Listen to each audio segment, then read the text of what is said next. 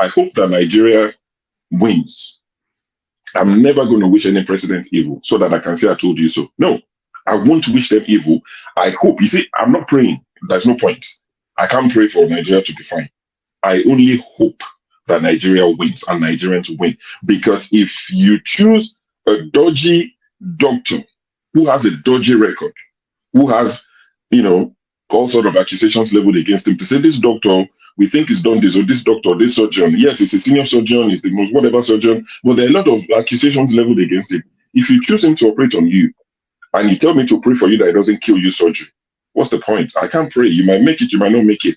My prayer won't change anything. So I hope Nigeria and Nigerians win during Tinubu's 4 years. Thank you. Thank you, sure. Thank you so much. And I am ready to die defending Nigeria in whatever way. When it is God's time for us to go, it is. And you took my time to God. You are ready to defend Nigeria. I gave you. No, please. I'm coming. Alexi, hold on. You already started. What I'm saying, defending Nigerians is this. I gave him my time, and he's using it to defend. No, sorry. I'm sorry. And this interior, don't feel like you are making a mistake. And I've actually had. You see, this is exhausting. Our people, my God, this is exhausting. Don't. I think I'm going to leave this place because people are exhausting. And I've had this conversation with CM. And he pretended as if he doesn't know the context you were talking from. This is scary. This is just scary. Our people, because are so dishonest. You see videos, you know what? CM, blessed are those who know how much they need to know before they know how little they know.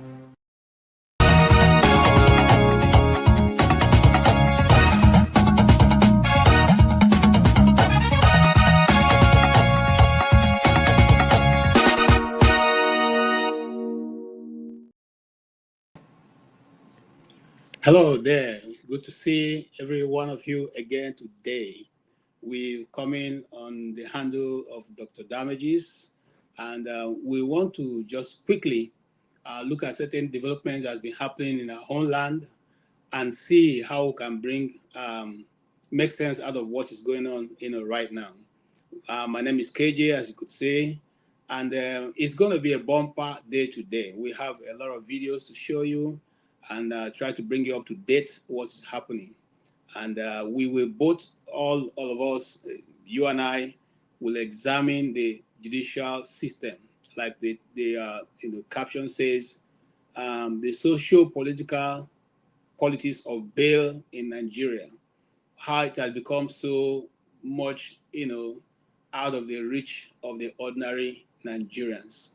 What is going on in the polity, especially when it has to do with justice for the ordinary, the downtrodden, those who do not have the connection, those who do not have the hand, the leverage to get to the top of the mountain, to draw out justice for themselves. We'll be looking at all that in today's broadcast. And like I said, it's going to be a good ride today. But before we go on, let's get advice from our guy who is always here to give us advice. It helps you to understand and to think and to know that all that you know is not all there is to know. Blessed are those who know how much they need to know before they know how little they know. Insist that you are not less than any other man, because the entire idea of Western civilization was created on one basic biblical precept: the equality of all men.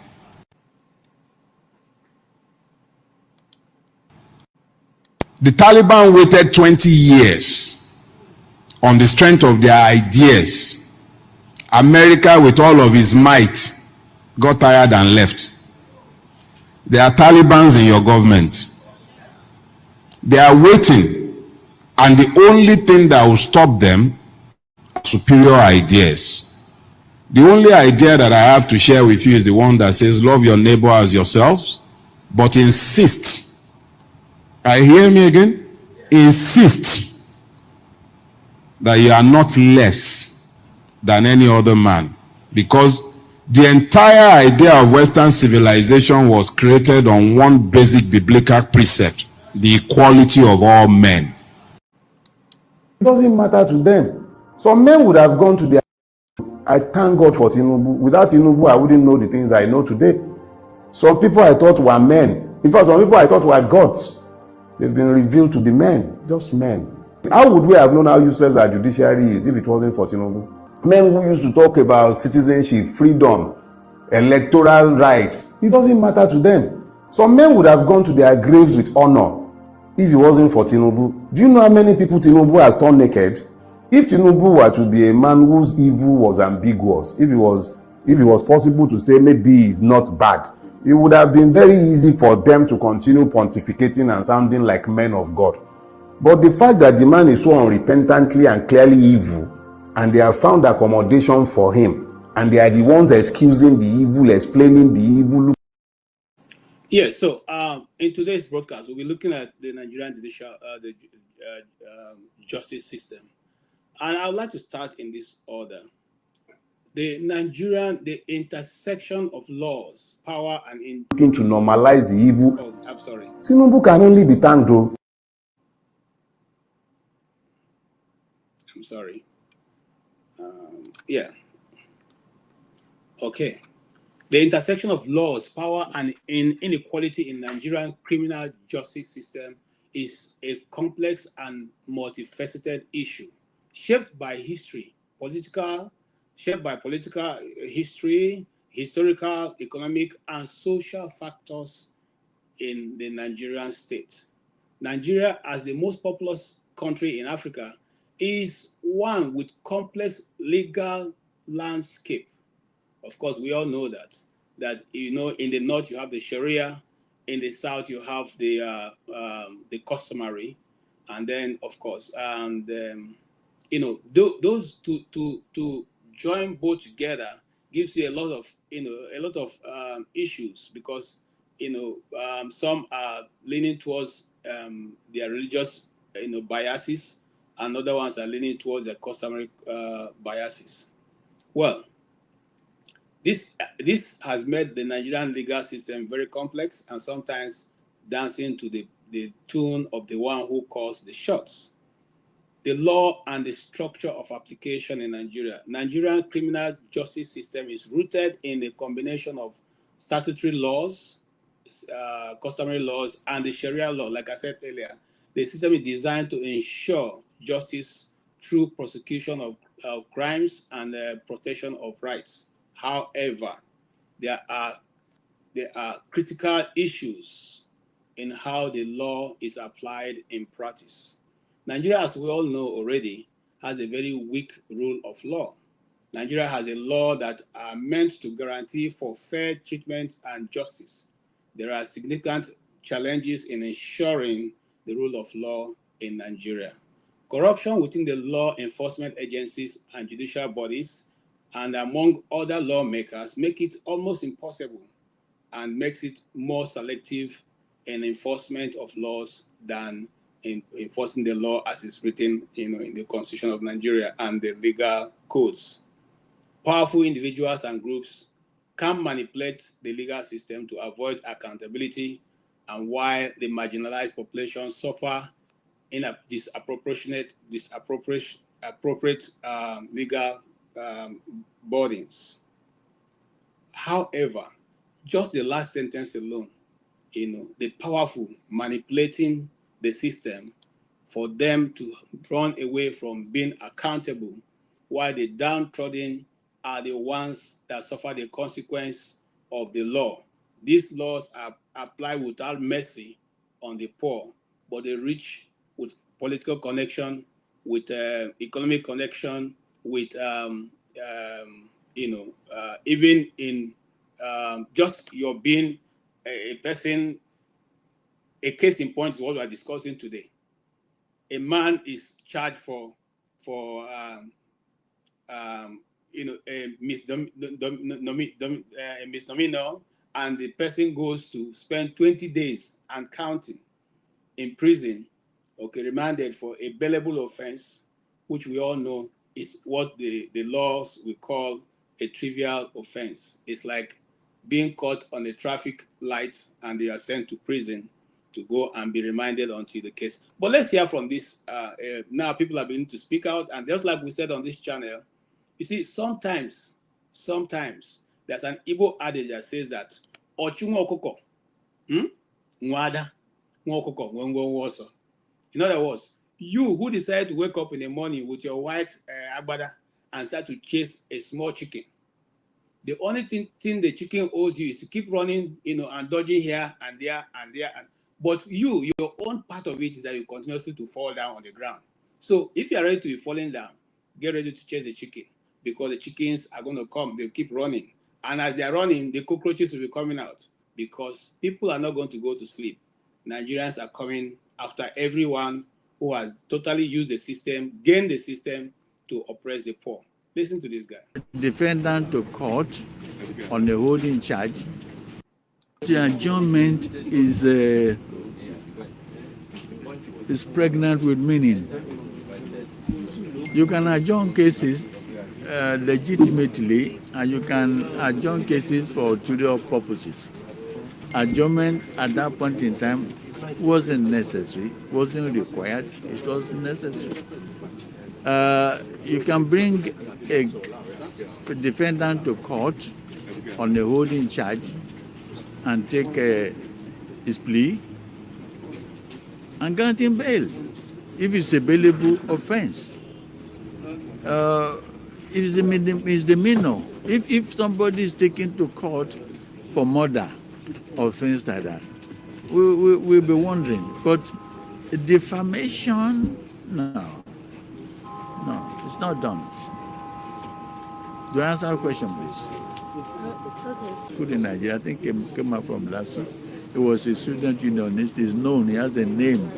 He has a national name, and he's always on TV. We all see him, channels, allies, or TVs every day. We all see him. He's a known person.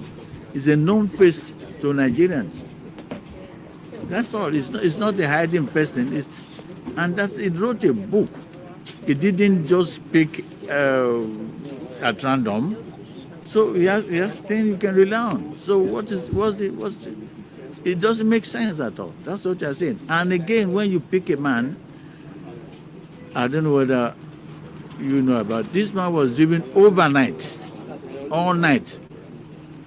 He was driven all night. We all know the roads in Nigeria. He was abducted in his office. He was not given a chance to even go home and say, is there anything you want to pick? Are you going to say something to your family or anything? And just like that, whisked straight to Ekiti. We all know the roads in Nigeria. All night. He was driven all night, driving all night through all the roads in Nigeria. And the next morning, he's in court. For Christ's sake. How can that be right? That's what I say. And when he got to court, what do? Bail, no, okay, go and write your bail in writing, put your bail in writing. It's not done. For a malfeasance, for a misdemeanor, it's not done. And there's a lawyer standing, is a lawyer prosecuting, and you are dealing with a lawyer. It's not done.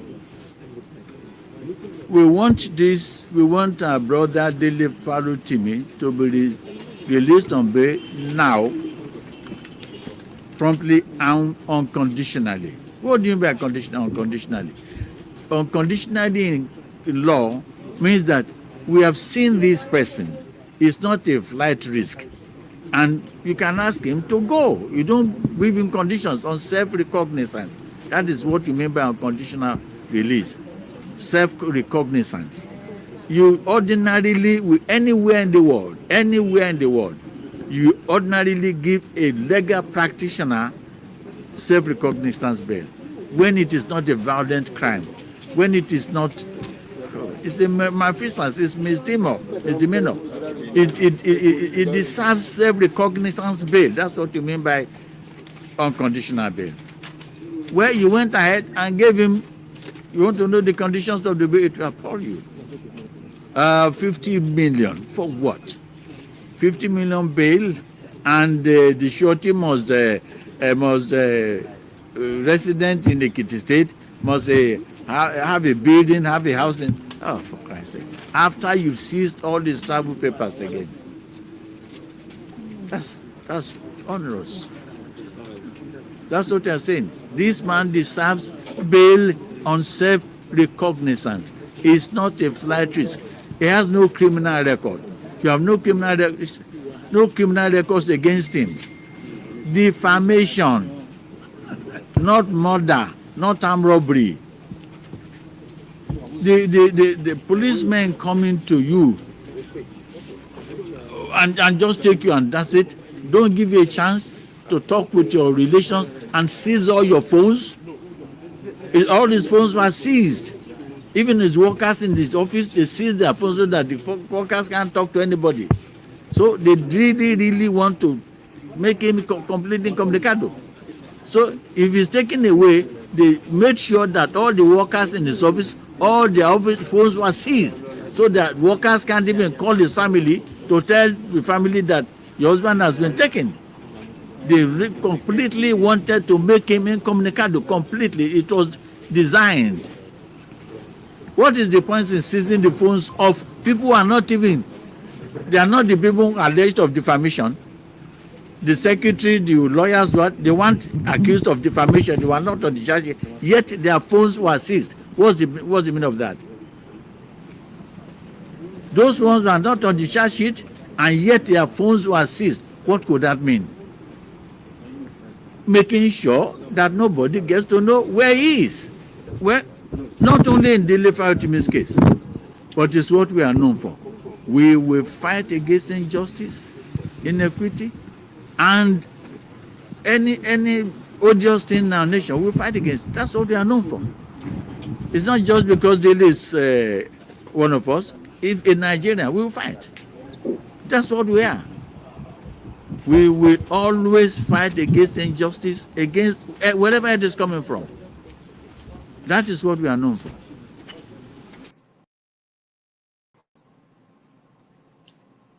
Thank you so much. I like that. I allow that to play out, and I want to give credit to MB TV for that clip.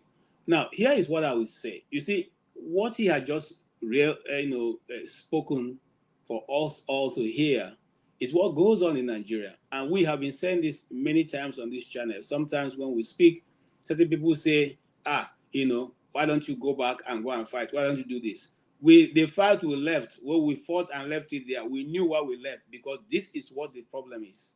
You don't have the opportunity to defend yourself.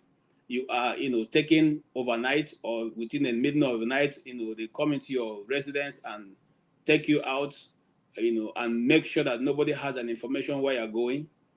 And, some people, till this moment as we speak, have not been, been able to, their families have not been able to connect with them.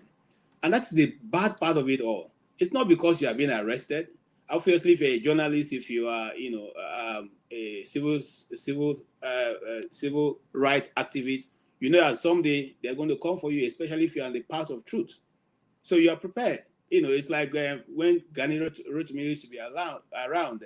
He said that he always have his backpack ready to go. So whenever they come, all he needs to do is grab his bag of drugs and goes with them.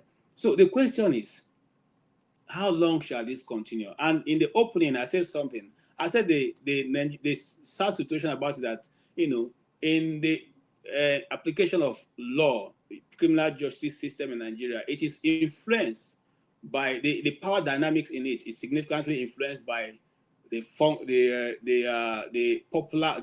powerful and the popular people in Nigeria. It's exercised by political elites, and the enforcement agencies are totally influenced by these power people, and they make sure that the things go in their way. I'll give you an example.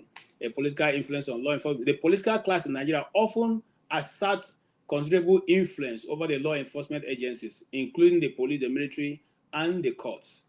Politicians may use these institutions to target their political opponents and quash the SAT or even shield allies from prosecution, as I will soon show you in a video right now, where an ally was shielded from prosecution because of his godfather was the one who was involved in that case.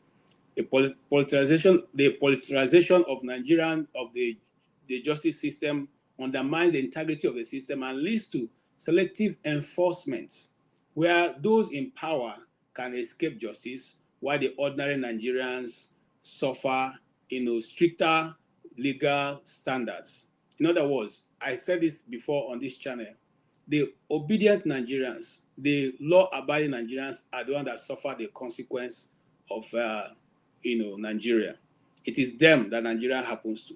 Nigeria doesn't happen to those who are rich, powerful, who are politicians, who are using government resources to better their life, while the ordinary Nigerian go about suffering. Corruption and bribery. Corruption is endemic in Nigeria criminal justice system. The police officers, the judges, and other legal professionals are often paid to overlook crimes or to expedite legal proceeding in favor of a powerful individual. This corruption not only skew the justice system, but also perpetuate inequality, as the poor are often the ones who suffer the consequence of this one-sided justice system. I'll leave it for that right now, and I will come back to just give you an example of what we're talking about here. We all need to be patient and follow this video as I play it. This clips coming from Channels Television, and I'm taking you back a little bit. Remember that we've been following the story of one Yahaya Bello, who was a former governor of one of the states in Nigeria, who was invited by the EFCC and refused. In fact, this dragged for over 7 months. An ordinary Nigerian who is no longer in any form of immunity could not be arrested by an agency of government.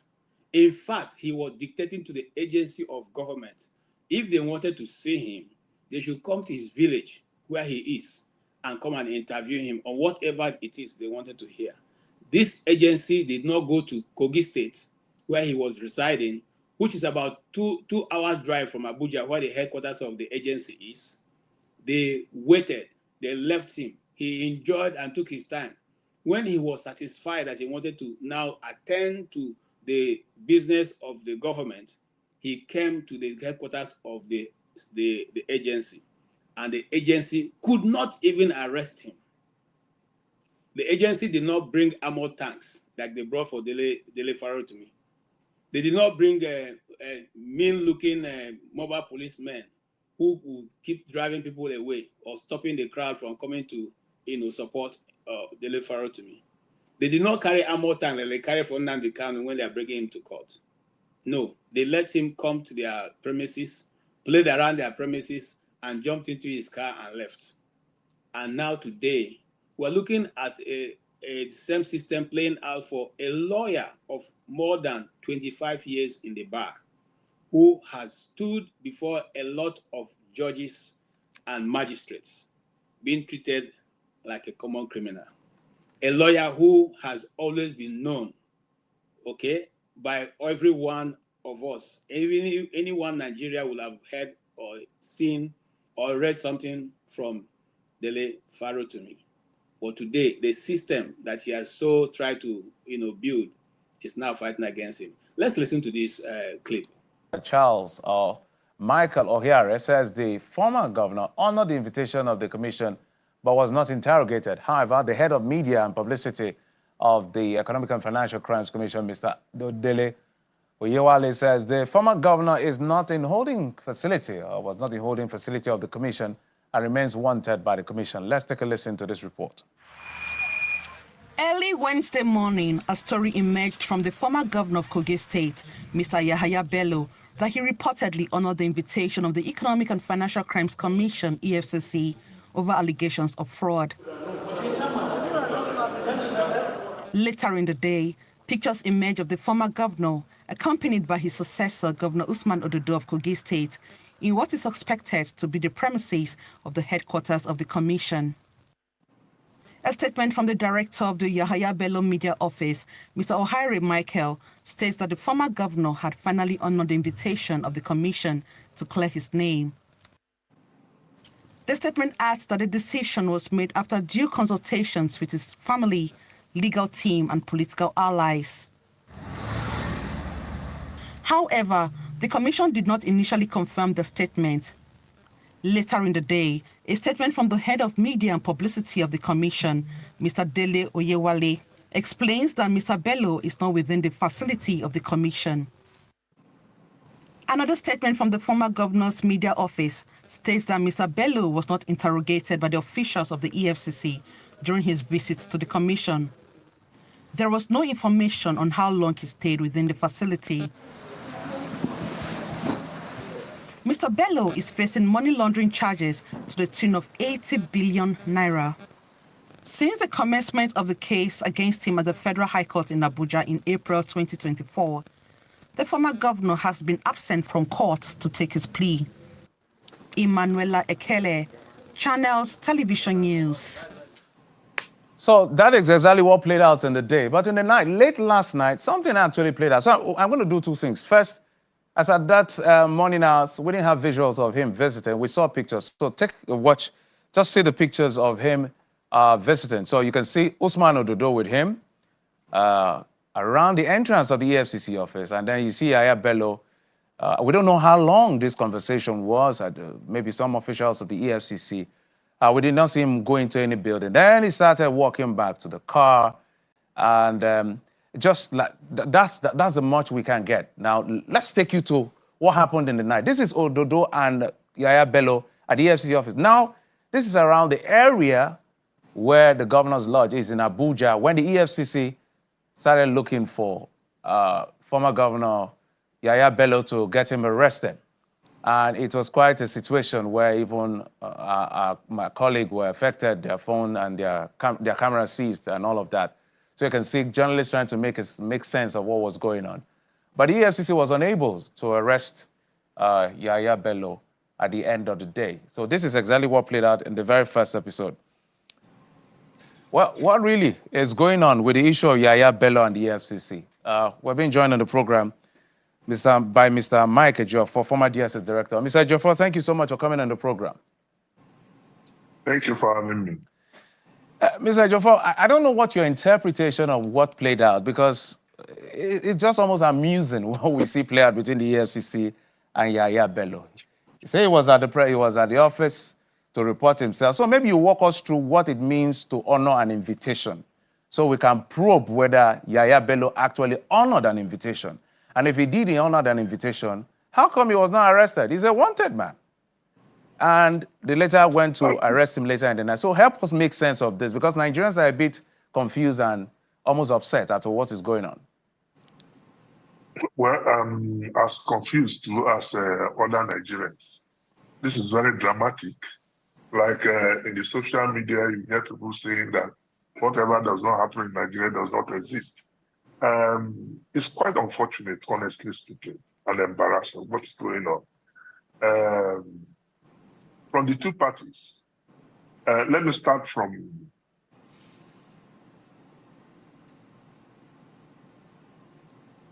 Mr. Ejiofor, can you... Oh dear. Okay, we're trying to see whether I can raise. Okay, that is what played out. What you saw on that piece of video is the wanted man who has been advertised in Nigerian newspapers as wanted in the the media, and everybody knew that he was wanted. They've searched for him for months, and eventually he showed up in the office of the EFCC. For those who do not know what EFCC means, it's an Economic and Financial Crime Commission. It's an arm of the police in Nigeria that deals with financial crime. And now he shows up at the premises, and the officials of the place come and receive him as one king who has come to visit, and shook hands with him, and he gets back into his vehicle and drives away. And now at night, they went Nicodemously to try to arrest him, and they couldn't even get into the house, okay, because they will not open up the gates. Now, think about this, and then think about what was done with Dele Farotimi. The man we're talking about in question is a man who has stolen, or who is alleged to have stolen 80 billion alleged naira of his state while he was governor. He was not in handcuffs. In fact, they escorted him to court. He was wearing a very white regalia that makes him look more like an angel, and the police were strolling behind him. Now, use that and juxtapose it with the next picture I'm going to show you of a man who has worked hard all his life. For 25 years was in the bar, prosecuting criminals and, of course, defending others. And today, whilst he had written a book, because someone feels he was being defamed, the man is now being treated worse than the criminals that he used to defend or he was in court with. Let us look at this picture, please. We want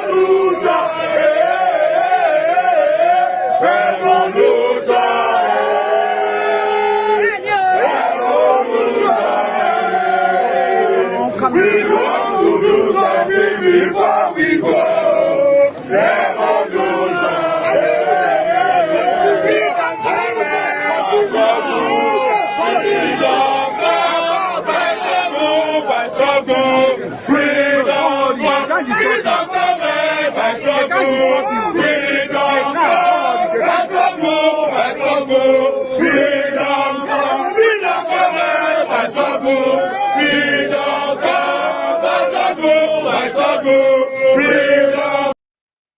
The guy right. He just told the world, hey. Laugh out loud, Nigerians. What happened at the Ekiti State Magistrate Court today can be likened to someone who was accused of being a thief.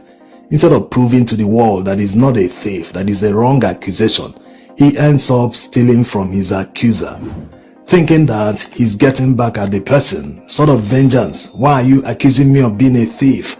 I will teach you a lesson. I will touch you where it hurts. I will steal from you. Without realizing that he just proved the guy right. He just told the world, hey, I am actually a thief. It doesn't make any sense that the magistrate who fixed today being the 20th December to decide on the bail application for human rights lawyer Dele Farotimi, who has been in detention the past 3 weeks. He fixed today to decide on the matter, and after he entered the packed courtroom with Dele Farotimi on the dock, all of a sudden the magistrate received a call notification and he had to adjourn the sitting. Yes, this actually happened in real life, not hearsay. After several minutes of adjournment, he came back and started reading the bail conditions. What happened here is quite strange. Did he forget the ruling he wrote himself? Did he write it at home? If he wrote it at home, it's understandable that he might forget it, but he's supposed to be working in his chambers within the court premises. How is it possible that he forgot it? Did one big man somewhere call him while the court was in session to tell him what to do? This isn't real. It's just like saying that a carpenter will forget his tape, his hammer or his saw while going to work. Does a mason ever forget his trowel or shovel at home while going to work? Or a farmer forgetting his hoe or his digger? It doesn't make any sense. They are making it clear, shamelessly, that they are doing exactly what Dele Farotimi wrote in his book, Nigeria and its Criminal Justice System. Another strange thing that happened in a courtroom was when the magistrate and the public prosecutor said that they do not feel safe in the courtroom because of the crowd that came in solidarity for Dele Farotimi. Yes, it's very strange they are afraid in their own courtroom. Clear conscience fears no accusation. If they know they are doing the right thing, they shouldn't be afraid of anything. The judge handling Yahaya Bello's case in Abuja has never left such a remark, despite the fact that the courtroom is always filled to the brim with Yahaya Bello's supporters. Why are these ones feeling unsafe in the magistrate court in Ekiti State? You already know the answer. They are punishing Dele Farotimi for having the audacity to criticize them. He was supposed to look away like every other lawyer or judicial officer We're supposed to look away, mind your business while we do what we want to do, while we swim in corruption. Yes, for having that audacity to tell them to their face, to grant interviews, to write it in a book that the Nigerian judiciary is corrupt. That's why he's suffering today. So if the judge in Abuja is not afraid of the crowd in the courtroom, despite the fact that the matter is about someone that stole or misappropriated more than 100 billion naira, being money belonging to Kogi State government, why should the magistrate and the public prosecutor in Ekiti State Magistrate Court be afraid of the crowd? If you reason this, you will see that the judge in Abuja is actually supposed to be under heavy police protection right now, because we are talking about 100 billion naira. Someone that stole that amount of money can do anything to get a favorable judgment. If he can't buy the judge, he can do anything to get another judge, to get the matter transferred to a favorable judge where he will get judgment. It doesn't make any sense that someone who hasn't stolen a kobo from the Nigerian government, he hasn't even held a public position or elected position in the past, he's just been a private individual who has decided that all his life he will continue speaking truth to power.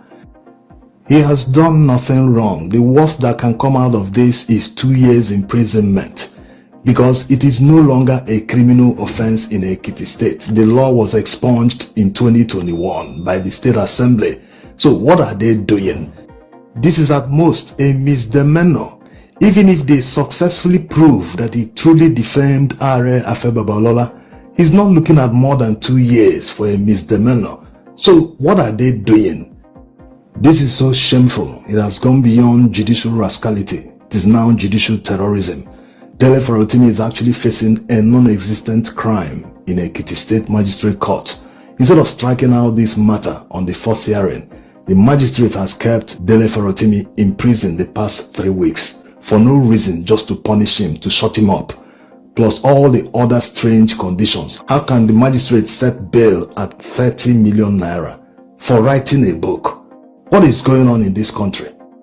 On top of 30 million naira, he must deposit his international passport, which he has already deposited at the Federal High Court in Ekiti State for the cybercrime charges. So which international passport is Dele Farotimi going to submit? Okay, fellow Nigerians and people that are watching. So you heard it. I wanted to play out that, and thanks to my friend in that media house who gave us a blow-to-blow account of what I wanted you to see what happens to a person who has never held an office in Nigeria. He's a private citizen. He has never had any connection whatsoever to work in a government arena. And then vis-a-vis a governor who is accused to have taken from the public purse much more than anybody could ever think or imagine. But here you are, the different treatment given to both men. Now, let me fill you in, because I have a lot of, I really prepared to just give us a blow-to-blow account of different, issues on this. I have Chidi Odinkano also speaking on this, and but we'll come into that later on, later in the show. Let us go right into discussion. I want to just be able to give you a little bit of a brief, an inside source. Thanks to Net Media. Net Media was the last video we watched. I want to give them all the credit for being there and giving us a good story. I actually like how he tells his story. Makes it very compelling for you to listen to.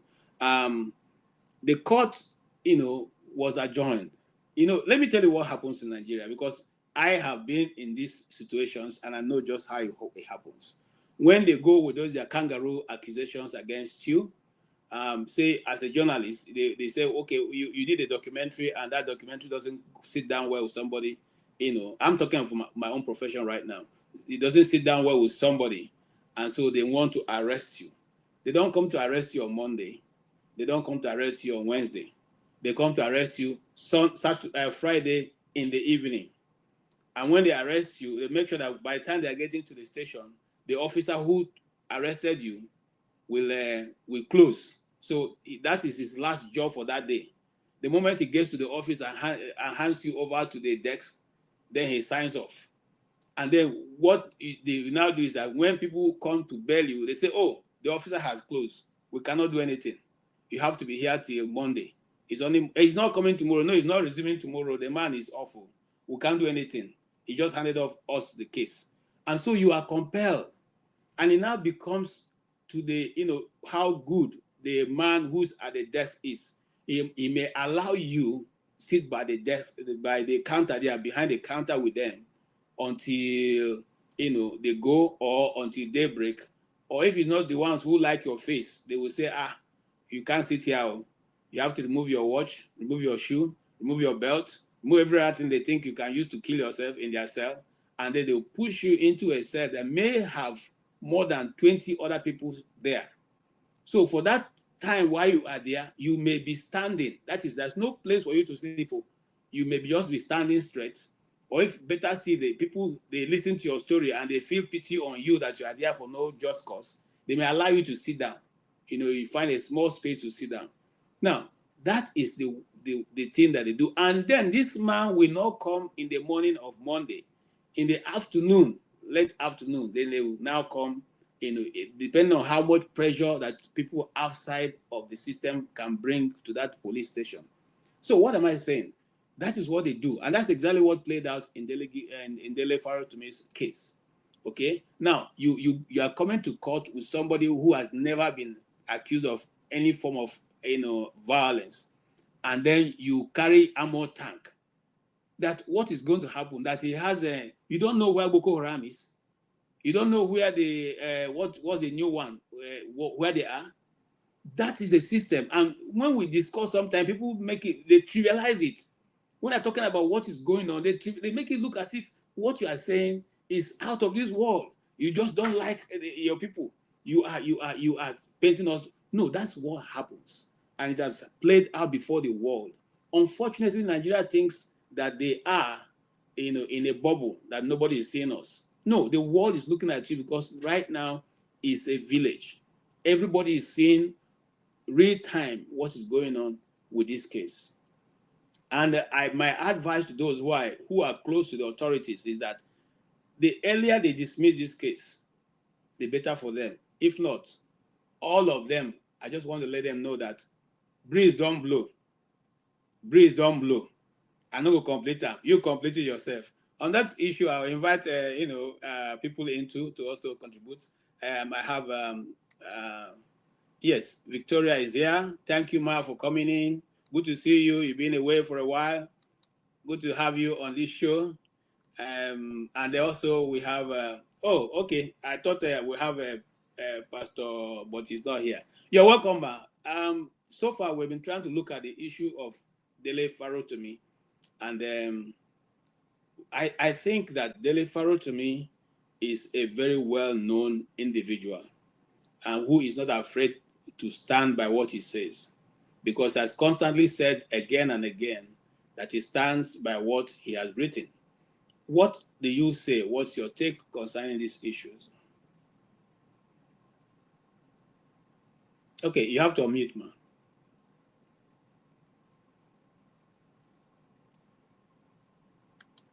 You have to unmute. I can't unmute you. Yes. All right. You're hearing me now?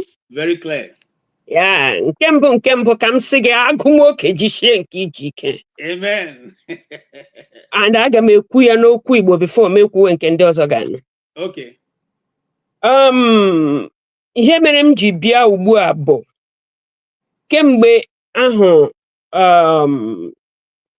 ọgọ na-anọbụghị bụnụ ọgọ Okonkwo na-anọbụghị ị na-abịa enwetube mgbe m nwere ike ịbata.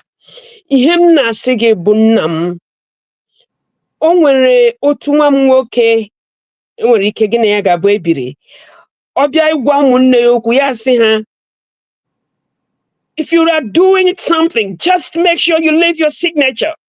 And ọ gwụla ihe ọ ga-agwa gị.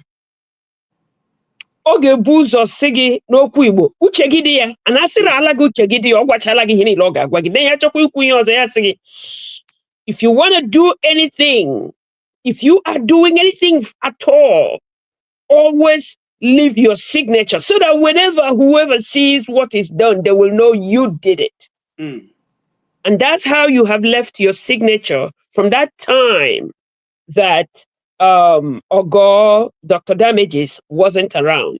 There is a tenet of interviewing and asking people's opinion that embodies continuity of the discussion that you have introduced into this platform. And I say, Jitenkiji. Thank you, ma'am. Yeah, I know you know what I'm talking about. Yes. Yes, and that is you leaving your signature, just like your brother, my son will say, leave your signature, Well, as concerns Farotimi, Dele, I have, in few instances that I come in, I have always implied what life is for me. And I like to know from time to time what anybody, expresses as what life is for them. Me, life is both when you are in this sphere and when you are dead.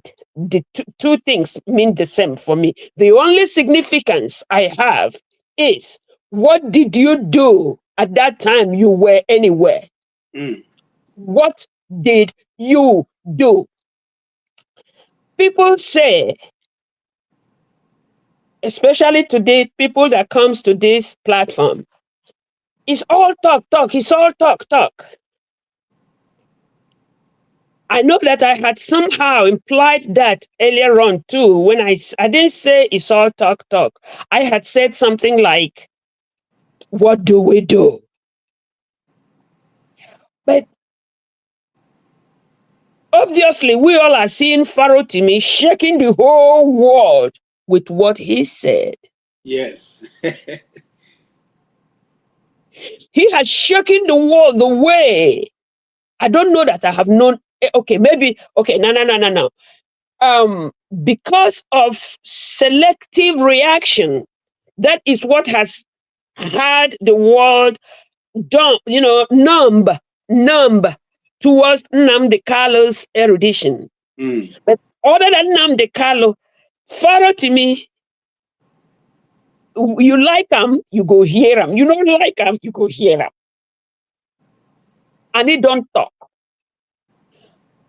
I was telling myself, I said, the foolishness they call the authority in Nigeria, whoever they are cabals, they are whatever they are, they've done their best to make sure that we are scared. We can't come to express ourselves in what do you call that thing? It's not riot. What do you call that thing where people come out? Protest. Thank you, protest. They scared people stiff because once you step out, they can kill you. Yeah. Because you should not do anything. You just have to swallow whatever they stuff down your throat. You swallow it and shut up. Yeah. You don't do anything. Now they are using Farotimi to make sure you don't say anything anymore. Yes. Now, I think earlier this week, we saw it stream a boy, a young man who was taken into prison or jail or whatever they took him because he stole chicken and egg. Yeah. Amen? It was sentenced to death. I was going to talk about that. And the ones who put him in there are doing more than stealing of eggs, money, lives, human beings. They are stealing everywhere, every time. If it was here in America or other climes, they will look at that child and say, hunger. Yeah. Feed him. Doesn't he go to school? Scholarship. But he has been kept there from 17 until now that he's 30 some years.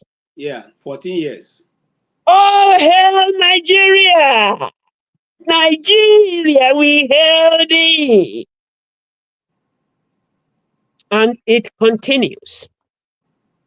And it continues.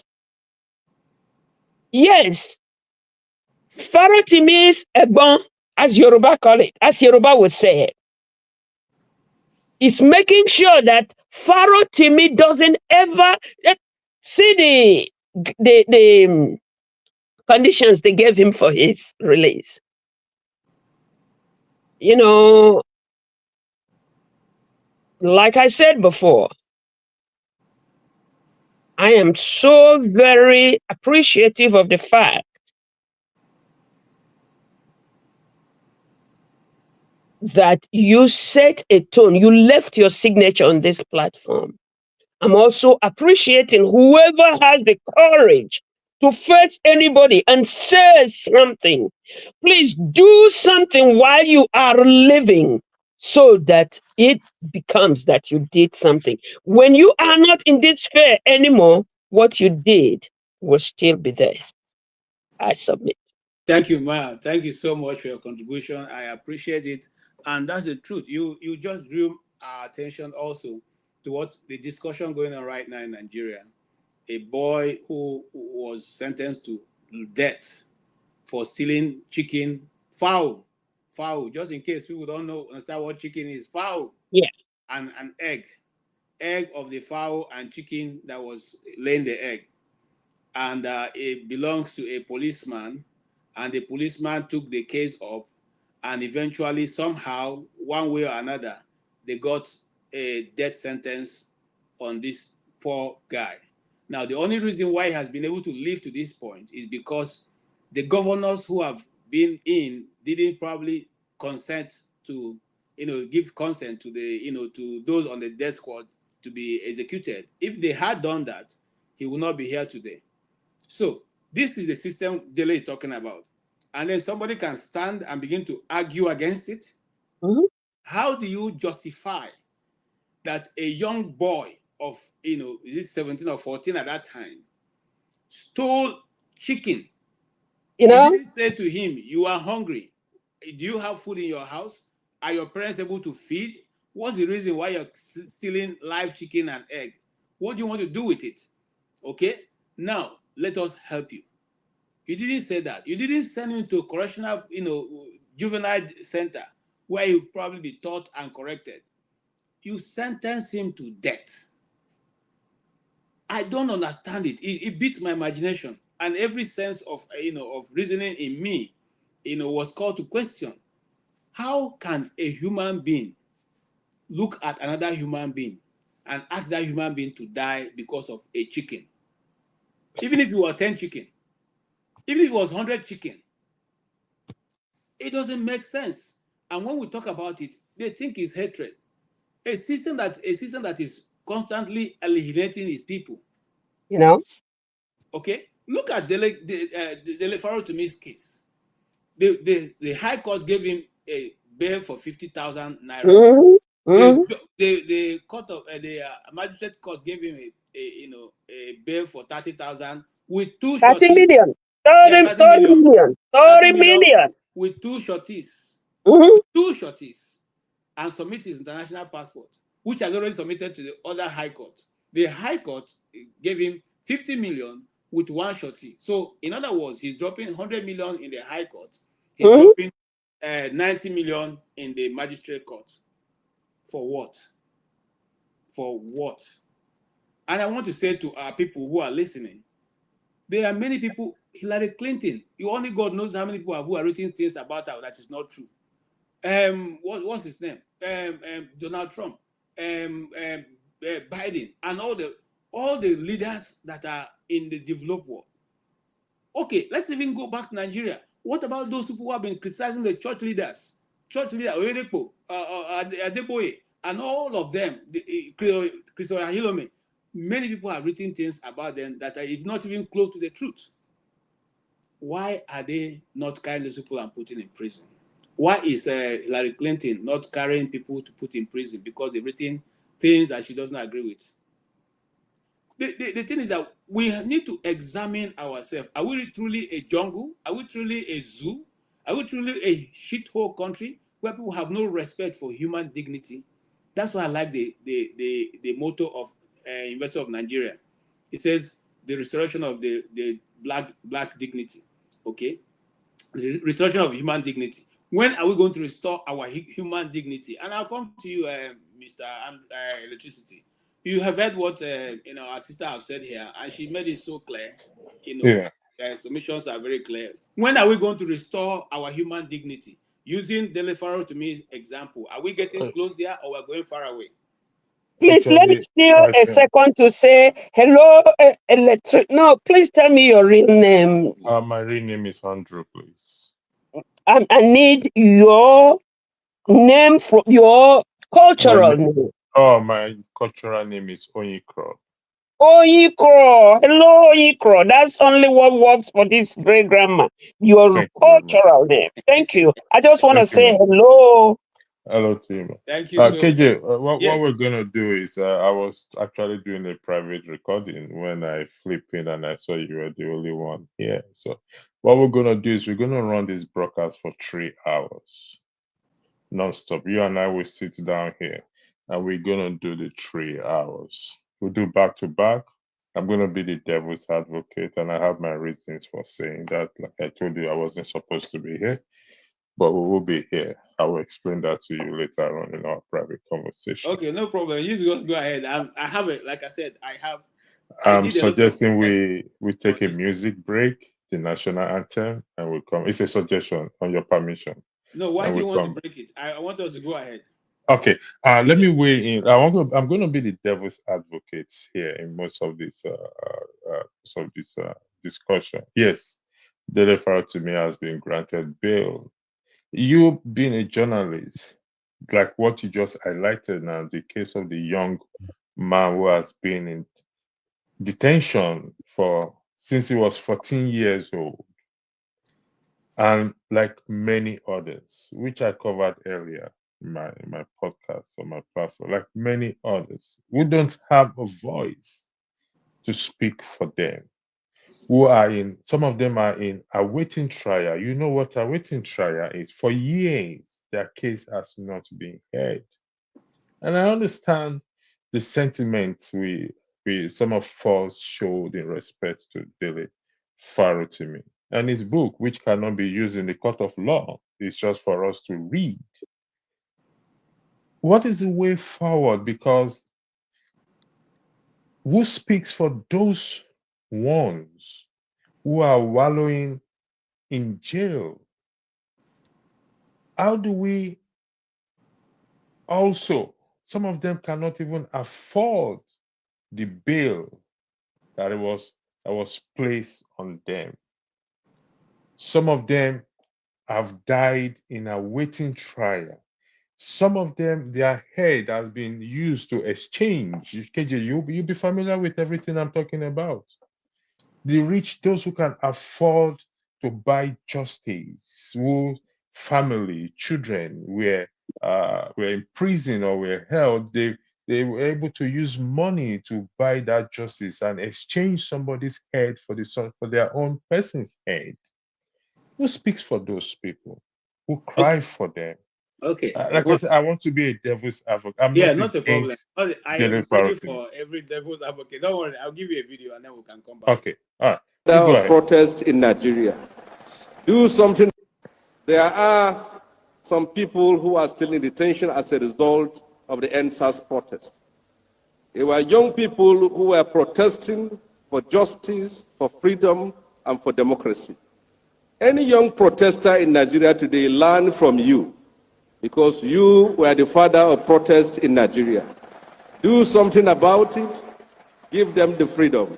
You taught us, you funded us to stand up and fight. So they are your children and your grandchildren. Give them the pardon. Thank you and God bless. Okay.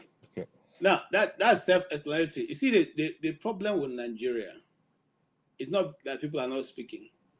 Whether what we are speaking, the people want to hear. That's Tinubu sitting there, who has in the past led protests in diverse ways, who has in the past given press interview, which I have, it's here just in case somebody is, in doubt, that he does not believe in Nigeria.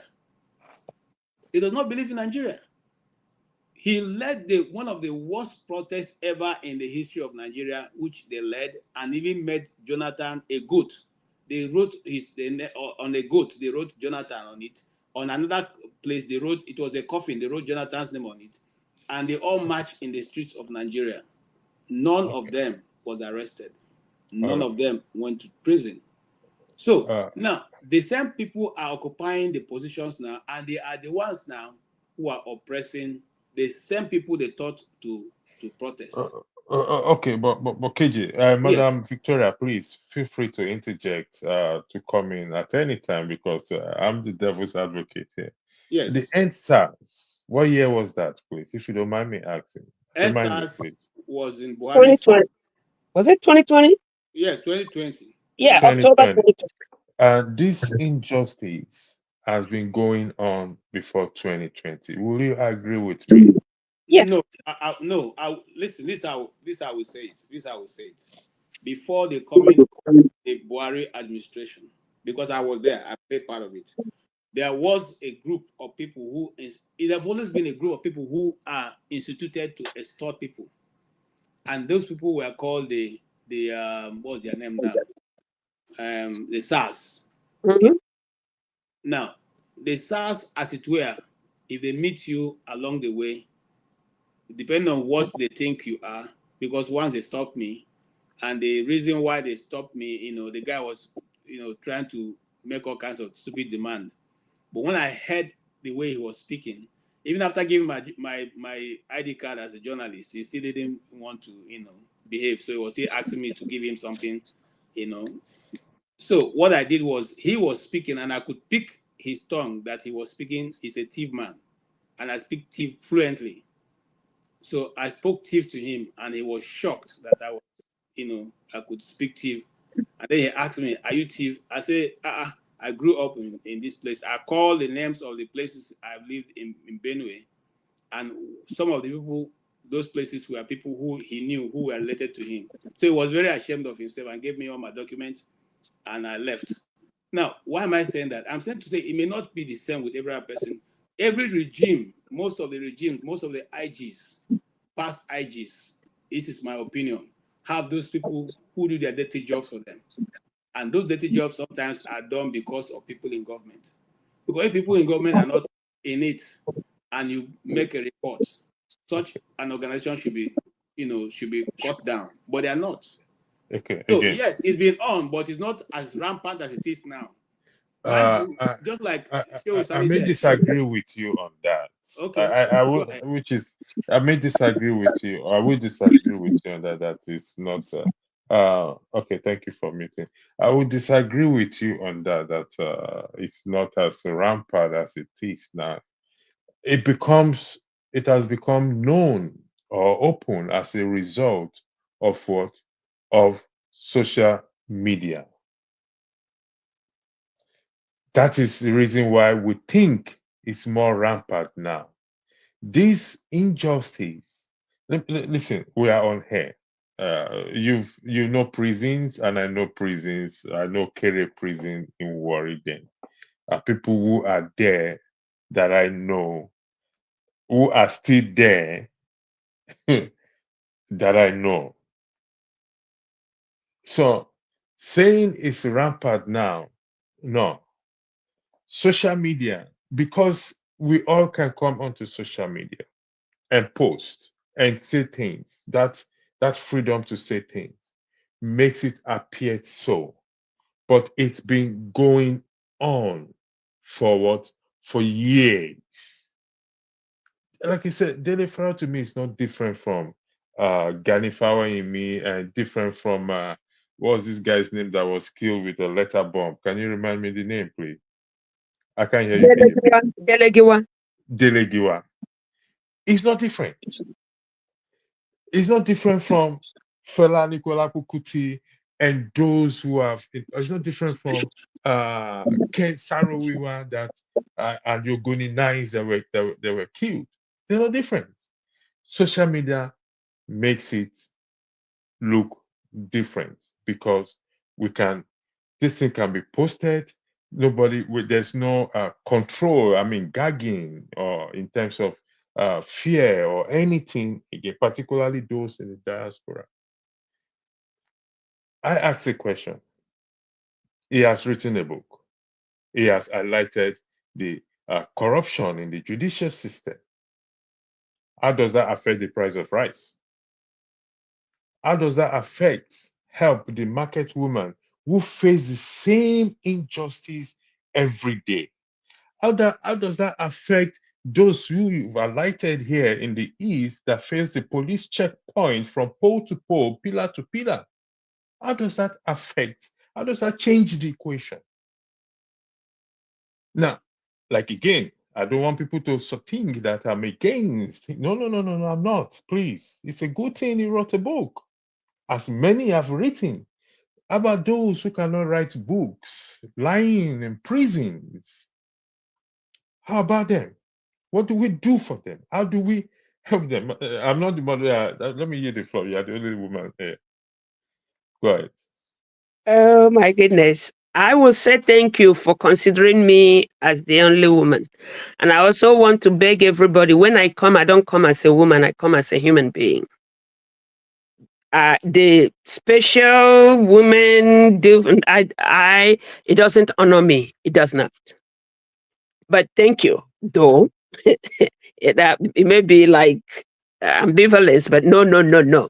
Just whatever is due to any human being is what I will take at any time. But I hear you from the first question, which is, and that is by defect, what you are still continuing in a way. Now, the first time I ever came to this platform, and forever, the thing in life for me, which I have always expressed, is how any child born anywhere has the same opportunity as anybody. Maybe it's all over in Africa, I don't know. Maybe it's all over the world. Everybody just want to ask you, do you know who I am? And that is where it gets for one of my friends. They call him Sadhguru. To say, okay, if it takes me to know who you are, it means you don't even know yourself. Now, I know that is in a lighter mood, but I take that to be real. When I went back home, like I shared with us here, just because in my childhood, some illnesses that were very, very minor killed a lot of people and almost took me. So I made my thing to go back and give free basic health delivery to a level that I know I could. Now, the reason I did that was that ability at my own level to start giving everybody in that area equal opportunity. Now, everybody will come. Then, between that 2001 and 2003 that I was back home doing all that. Oh, big woman, American woman, whatever. And I'll just be going, pretending I didn't hear them. And somebody by them will say, you better call her ordinary. Or you call her Wanyi, which is Igbo word for woman. Otherwise, she won't. American, whatever. Our people are so drunk with being outstanding, worshipped, and the rest of them that they don't care. They just, all over, it's almost all over Africa. Their level of not caring until you no. Do you know who I am? And some will say, you all were there when the Ikweche said, I will kill you and nothing will happen. And that being where almost everybody is at. When they see me, because I made it as a point of duty, coming out every day, I would just use wrapper. You know how we put 2 ears of wrapper at the back, and I would go barefooted. Despite me explaining to all of them back there in the village that when you go barefooted, it's like resetting some immune responses through your barefoot. But other than that, I just was letting them know I am not different from anybody. So Farotimi had written a book. I'm glad he did. Because those who cannot read, okay, it's rare before you see those who cannot read or write dish out the type of authoritative meanness that comes from those who can read and write. And in Nigeria, those who can read and write, out of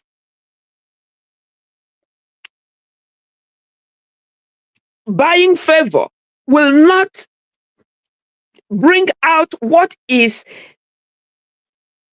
bothering the society. No, I don't want to offend him. No, I don't want. And Farotimi dead. We all have seen where the affair Babalola landed him. So the message you have, Oyinkoro, is what should be disseminated among the elites, among the elites, the way Farotimi is doing it. Then the ones who cannot read, who are wasting, because I also found out that, or heard from the same media, that there is another boy who was taken because of foul thief. Maybe as young as this one that is there, or even younger, who has died in prison. So, some of us think when I have this car, when I do all that, the level of insecurity back home makes it that people who are as ordinary as me can't even go home to give the services that those who do not have the elites give, because the elite gives to the elite.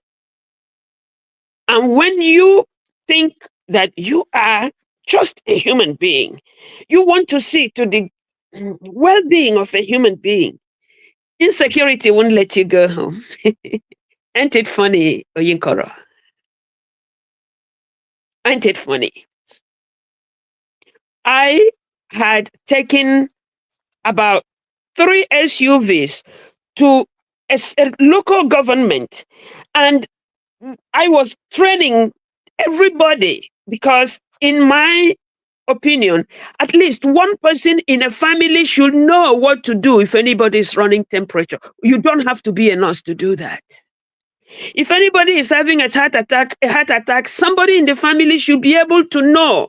If nobody in the family, let one person in that compound, in that village, so that somebody alerts somebody, and a person is taken to the hospital, rushed to the hospital, where they could still be saved. Okay, the place I come from, even at that, there is no vehicle to take you anywhere. Oh, that's what got me saying each local government I go, I put in 3 SUVs to take you. It doesn't matter how interior where you are. The first week, I scaled through. The second week, it was whoever they are, whether they are the Fulanis or they are helpers, they came in such a way that I ran away from my car, ran away from everything. We had to take the bush and come. And none of those people who were coming for those lectures came. So how do you, what do you, when do you do that? Don't even mind that there is no road to connect you from one village to the other. But when there is any of these ones who do not have anybody to talk for them, like Farotimi has to talk for him, the army will bring their whatever van inside the interior, take that person, go and lock them up, and that's the end of that person. So I hear you. I'm just asking, how can this be done? Okay. Thank you very much. Sorry, let me bring our. I think I'm being misunderstood here in that people think. Let me say, people think I'm against Dele Farotimi writing book. Dele Farotimi cannot, quote what I say, cannot fix the justice or the judicial system. It can't fix it. Okay. In our private conversation, KJ, you highlighted what Amechi said, that he will not stand up to do anything for Nigerians. Why? Because Nigerians themselves will not stand up to do anything. Am I quoting it right, KJ? Just that is what I'm trying to say, that people are misunderstand what I'm trying to say. To fix the judicial system rests what in the powers of the citizens, which is you and I. That is where you're getting me wrong. Okay, we're all rejoicing that Dele Farotimi is how this and that. What have we done? I mean, even mostly people back at home. Okay, it's out. What next? You just highlighted the situation you went through. That is also another issues you've raised. You highlighted the issue of security. People can, I go home regardless of the security, it's regardless of the insecurity. Yeah, it doesn't move me. I know it's there. It is only the citizens, not the elite, because it is the citizens that suffers mostly with this injustice, this biasness, the judicial system. Look at the 2023 general election. Who is suffering it today? It is you and I. And I think people misunderstand what I'm trying to say, thinking I'm against him writing a book, or I'm against, or I applaud those who incarcerated him, or the way he was treated. No, that is not what I am saying. What I am saying is this: until the citizens rise up. Listen, Dele Farotimi cannot fix the judicial system. Go ask him, he will tell you the same. He cannot fix it. It is us, the citizens, that will rise up and fix it. That is the point I am trying to make. That people think in the comment section think I'm against Rotimi, Dele Farotimi. No, I'm not. Thank you for playing that, KJ. God bless you. Go ahead. Ikechukwu, if some Nigerians were telling you that you shouldn't have given me opportunity to speak, tell them that so many television houses and individuals had approached me to speak on different issues since I left office, and I declined. Two reasons why did I decline? Two reasons. My publicist said don't speak, and I chose to obey my publicist, and he's very angry that I'm speaking today. He knows. Second reason, what is new to say? Nigerians don't react to anything. Has any politician told you that he's not a thief? Tell me one politician that has told you that he's not a thief. Tell me one. I don't know why you're gathering forgery, no forgery. What politician told you I didn't forge? Which politician told you he went to university? Which politician told you he served in NYSC? Which politician told you he has a certificate? Nigerians know and still vote for them. So what's your problem? No, tell me what's your problem? So I said, why should I speak when already there's nothing new? Okay, you observed Buhari's period. I will leave Port Harcourt 1 a.m. I arrive Abuja, leave Abuja 3 a.m. Somebody said they made Buhari. Did I say anything? I didn't say anything. It's not important. Nigerians choose who to believe and who not to believe. Nigerians choose who to vote and who not to vote. Even if you come to a Nigerian man's house and kill the mother, the father will continue his life. Nothing bothers you. Nothing. So why do I waste my time? Yes, that's the original. So give it to me. You see it, so that you won't say tomorrow he brought photocopies. But when we get there, that is when we're talking about Buhari's government. So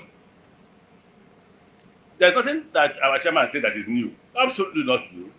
I've said this several times. I've taken so many risks. I've said too many things. The fight from Goodluck's government to Buhari's government, you all knew about it. My aircraft was seized. I was shot at. If I was killed, what would happen? Nothing. So you would die a useless life. So what did I choose? I chose to stay in my house quietly. Fortunately for me, I got admission to study in the Nigerian law school. And rule number one is, like they told me if I came here, you are our property. You have no right to go anywhere unless we permit you. That's the rule in the Nigerian law school. So anybody who says, why have I not seen you? I'm a student of Nigerian law school. Until I graduate, I can't disobey them. So I chose not to speak again because there is nothing to say, and because Nigerians will do absolutely nothing. If you say it's a line up 10 Nigerians and shoot them tomorrow, and nothing will happen. If you say it's a in fact, the worst thing about Nigerians is that even when you claim you're not committing any crime, and they pick you up tomorrow, we said it is a thief, Nigerians will join. They will cross it, and you go to prison for nothing. The greatest fear I have is being found in prison for nothing. And you can be found in prison for doing. So, I don't want to repeat what I used to say before because you hold it against me. Those who are close to me know. We repeated yesterday. I will just only use one word. I won't use the rest. I say it's a hopeless situation. Is it a lie? So let's go a bit further. Let's go a bit further. You will be shocked that I won't talk about Buhari's government for two reasons. And I won't talk about President Tinubu's government. One reason why I won't talk about Buhari's government, I'm a participant, but they asked me that question yesterday. What moral reason do you have to criticize Buhari's government, having been part of it? That was the argument. I do, if I want to argue it. But again, that was a huge debate amongst us, and we are all agreed I should say nothing about the government. So I now told them if I will say nothing about Buhari's government, I will also say nothing about President Tinubu's government, because you know the problem. Instead of Nigerians finding solutions to their problem, they are committing suicide. I'm praying for you every day that you should continue to commit suicide, so that by the time I wake up one day, all of you have died. I can now reap the benefit of your death by taking doses. What other people resist, like in Ghana, as is going on now, like in Kenya, is what Nigerians, no worry, not be 4 years. After 4 years, he will go. The man wins the second time, whether by magic or by crook or by reason. It's not only 8 years. No be good luck, no be good luck don't go so, no be worry don't go so. He go soon go. Another person will come and repeat the same thing. You'll be saying that until the day God will come. For those of us who are Christians. So I have chosen to be like you. Say nothing, hear and do.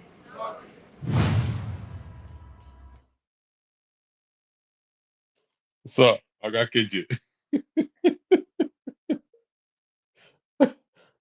Yeah, you're muted, Oga KJ. You're muted. You're muted. Okay, KJ. sorry. Yes, here's what I would say.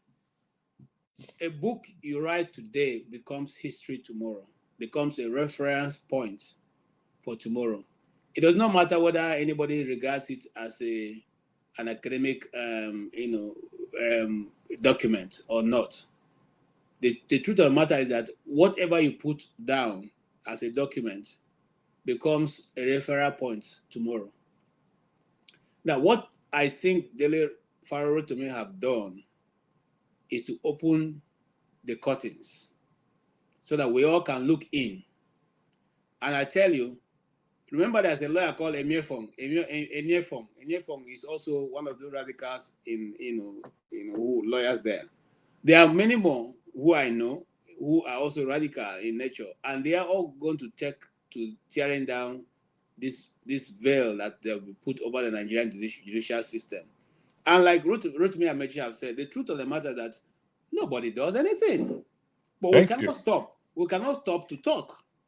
Because to stop to talk is means that we should give our neck for us to be sacrificed. Well, let me leave. Yes, Madam, you want to intervene? I'm not Go ahead. there were three things very remarkable that I found at home. Reason I always refer to when I was at home is because what I don't see and experience, I don't relate. I don't verbalize. First was the politicians have these thugs in the inner cities, and what the politicians want is what the thugs enforce. That's one point. An aspect of it, which is the second point, is because of my determination to do what I came to do and the result I was seeing that it was bringing, I decided to work to do a renovation of Federal Road, just so that it doesn't there's a type of customized vehicle I took home to get this started. Do you know a politician gave me a warning to desist from touching the road? In the first place, the people of the community that the road went through insisted that I have to come and see and bribe them. I have to come and bribe, take permission from them to repair a road that was swallowing SUVs. Okay, that's second to having the thugs. Each politician has his thugs. Even if I am a man and woman put together and I have the power of, it just takes click and they had some sophisticated weapons. Number three, where I heard we will all vote. It doesn't matter who you vote for. Who has been appointed to have the position will have the position. So you all will go still and vote. It's meaningless in Nigeria. For instance, see in Abia State, an Nnenaya Oti was almost a lone ranger that put Governor Oti on that seat. Now, when we come to the understanding of what Rotimi was saying, where do you start to do what? Where do you start? Where any step you take, some people are there to, if they leave you alive, at the end of it, like I shared in this platform, I was tied up and my throat cut. I was surprised when I woke up that so how do we go about it? How do we get started? I submit. Thank you so much. That's the question. I'm coming, Pastor. And so the question now is, how do we start? And then what is the criteria? What is the roadmap to our moving forward? In that case, I would also just what role will the book Nigeria and its Criminal Justice System by Dele Farotimi play in the next move of Nigerians to get to the promised land? Because this promised land we must get. Yeah, so Pastor, they are going to I would ask the revelation to come in. Let me go to what Eccentric wrote earlier. I mean, like I said, people still Revolution, thank you for being here. What Eccentric wrote earlier. Eccentric said, hope this will start a change, something like that. I can find it again. You see, again, the change lies in our hands. Rotimi Amechi was right. The city, listen, KJ, if you speak to Nigerians today at home, back at home, and ask them, do you hear anything about Dele Farotimi? Did you buy the books? Honestly, most will tell you they don't know what's going on. Only few knows actually what's going on. So until we are ready, yes, I mean, I know some have said, if we really want to change Nigeria, we should go to Nigeria and change Nigeria. That's fair enough. That's the argument. That's okay with them. Don't worry about that, KJ. You see, if we really want that change, I use the word we, either in diaspora or back at home, because to be fair to people at home, we are equally Nigerians. We left for whatever reasons we have to leave. The change is in our hands. We must be ready to take the bull by the horn by ourselves.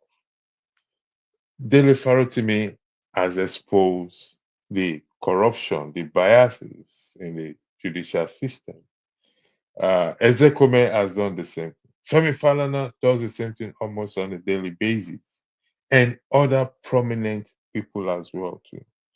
But we, the citizens, what are we going to do? What are we doing? You see, these people we are dealing with, they are not going anywhere. What they are doing more is they are making sure their hold is very. Look at what we listen. I'll shock you people. 2027, if care is not taken, Wike will be president. Wike will be president. Follow what he's doing. And if Wike becomes president, it will be terrible, that Tinubu. So, but it is us, the citizens, in the context of Nigeria, it is all us, the citizens, that will have to stand up and come. I use the word go against these people. It's not the elite. It's not those. It's not Tinubu. It's not. Tinubu can do nothing either. He's an old man. He sleeps most of the day in his office, and people does the job for him. According to what Amechi said, let's echo it. It rests with us, the citizen. In the context, I know people are quoting American book, this and that, this and that. It rests in our hands. I yield the floor back to you, Peter. Thank you. Thank you so much. Thank you so much. Thank you so much, Madam Victoria, and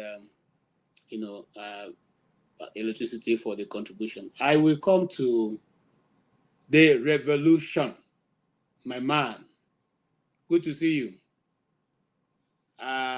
You have followed the discussion, and the question that Mr. Electricity is asking is that we are now hearing of Dele Farotimi. What about other people who are being incarcerated, who we have not heard about, who are still languishing in prison?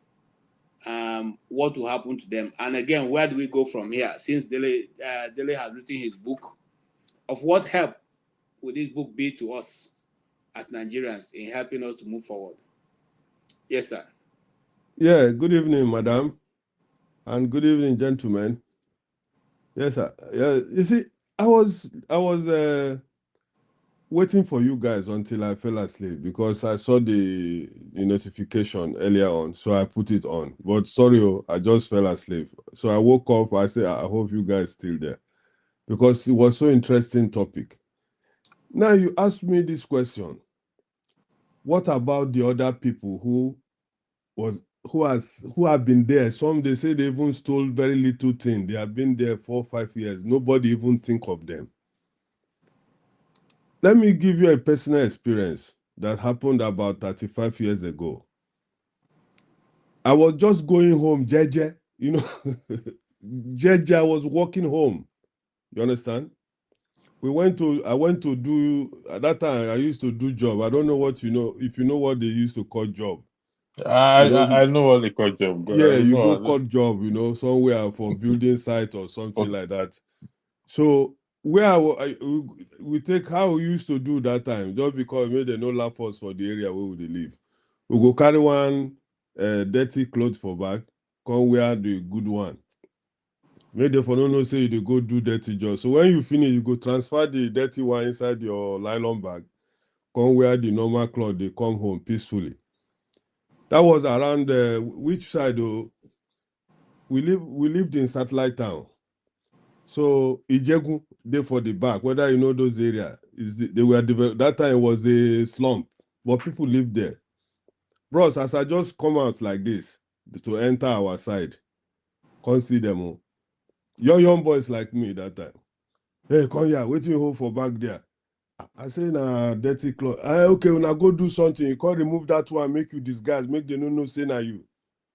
I said, girls, touch and water. We they work for that time, they were some filling that area.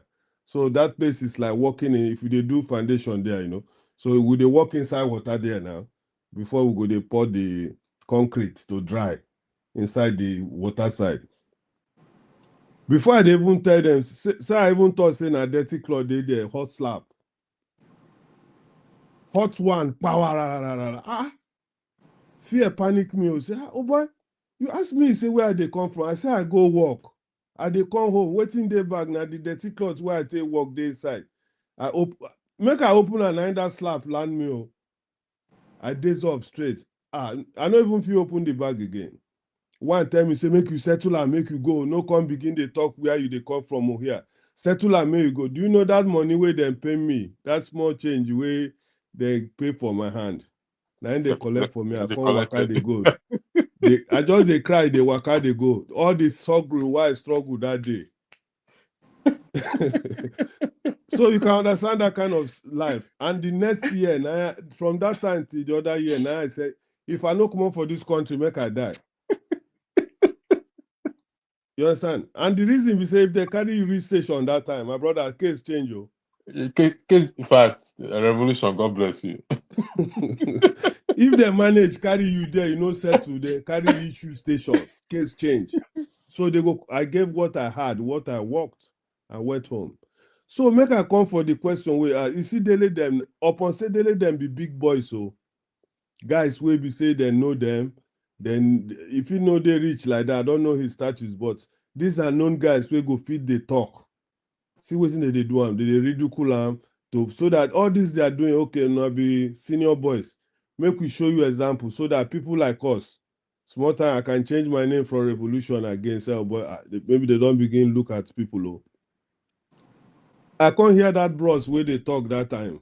I don't forget Donald Duke. Where did they call that brother? Amechi. Eh? Amechi. What's his name again? Amechi. Amechi. You see the thing where they tell us. What thing they talk for me on himself they talk to. He doesn't talk to Nigerians because what thing they say, what thing go fit do. You talk, oh, nothing change. If they kill you yesterday or today, nothing go do. Nigerians no go come out. They don't turn Nigerians into, we are hopeless in many ways. That is why you see sometimes I accuse all this our pastors. The other day I was talking something, my brother, the other senior brother, they Ike. If you want to engage me, say, because in the thing say here they refer to, say they talk of pastors. No, I'm not referring to him. These are a group of people that have destroyed the will of Nigerians. Nigerians no get power again. The thing where they go tell you, pray, God go do them. Even if you say make we do revolution today or protest, there are people who go tell you, say, no, make you put them for hand of God, let us pray. So Nigerians no get that power again to even highest way you go fit do come up for the country. I hear say your mates they hustle for Gambia. I hear say your mates they hustle for Togo. I hear say na Cape Verde your people there now just put her somewhere. This is the ideology way they for Nigeria. So thinking say Nigerians go rise up all this revolution where I just they shout every day. they no go even listen to you. They will even see you as a traitor. You don't manage to escape. You say make we can't do revolution. Bros, Dele go suffer that suffer where they give her now. Come out, nothing go happen. Now my own view, he go just go there. Waiting he expose with me and you never know. He expose the judiciary, blah blah blah, just make noise, then just deal with her. One day, the one person I hear say P2B is ready to pay the bail bond for him. When he pay now, he come out. We just talk for 1 week. Everything go just mellow. Now I get to say, oh, bro. All right, thank you so much.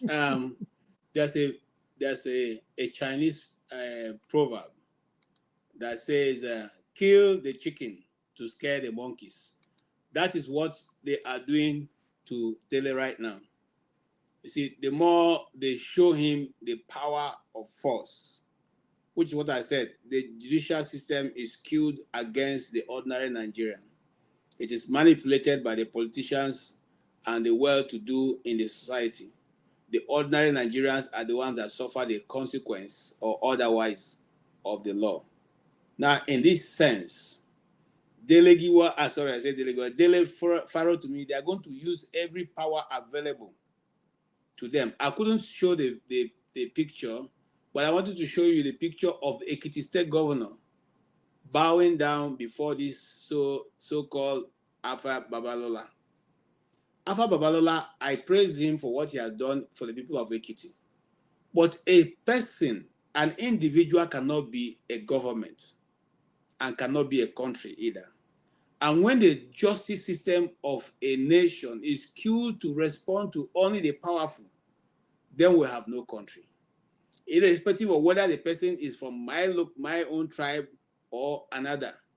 It does not matter where the person comes from, because what you see, when we did a little bit of criminal justice system, he said something. He said the reason why crime is fought all over the world is because the crime you think is happening in Libya today will be at your backyard tomorrow. When Libya fell, we were one of those people who are shouting, to anybody who knows who is in power, the small arms from Libya is going to find its way to Nigeria. And nobody did anything about it. And today, almost everything is within our own territory. Where am I going with this? I'm trying to say that Dele Farotimi's book will serve as a starting point for those who want to make a change. It is not the only, he's only dealing with one individual or two, about 3-4 cases, which he met in the practice of his former profession. There are many other lawyers. Someone was asking earlier, why are people like Agbakuba and all the rest of them not taking position? Professor, what's his name? The one defending Nnamdi Kanu before. Ezekome had already taken a position before, but somebody says he speaks from both sides of his mouth. When he's with the government people, he speaks the other way. When he's with the Nigerian people, he speaks the other way. The question is, can we continue like that and build a nation? I'm not even saying an egalitarian society. I'm saying a nation that we all can be proud of. Many of us are outside Nigeria, living in it.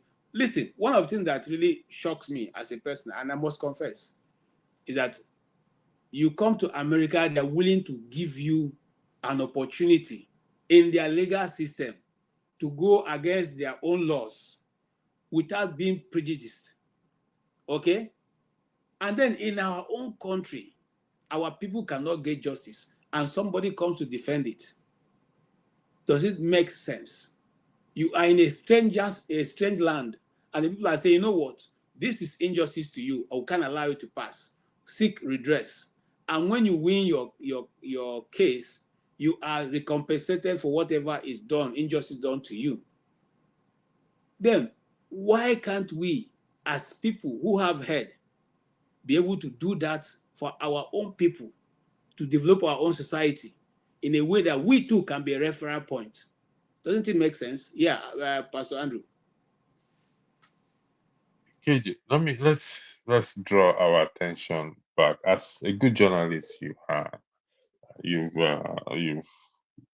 contributed a lot, and you've seen a lot of crisis and whatever it is. And I would like to state for the record again that I'm not against anyone writing a book. Yeah. I'm not against what Dele Farotimi is did. It's commendable. But we've seen over time as to exactly what has happened in the country.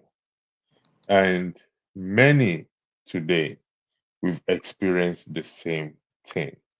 What I am saying in a nutshell is the solution rests with us, not any other person.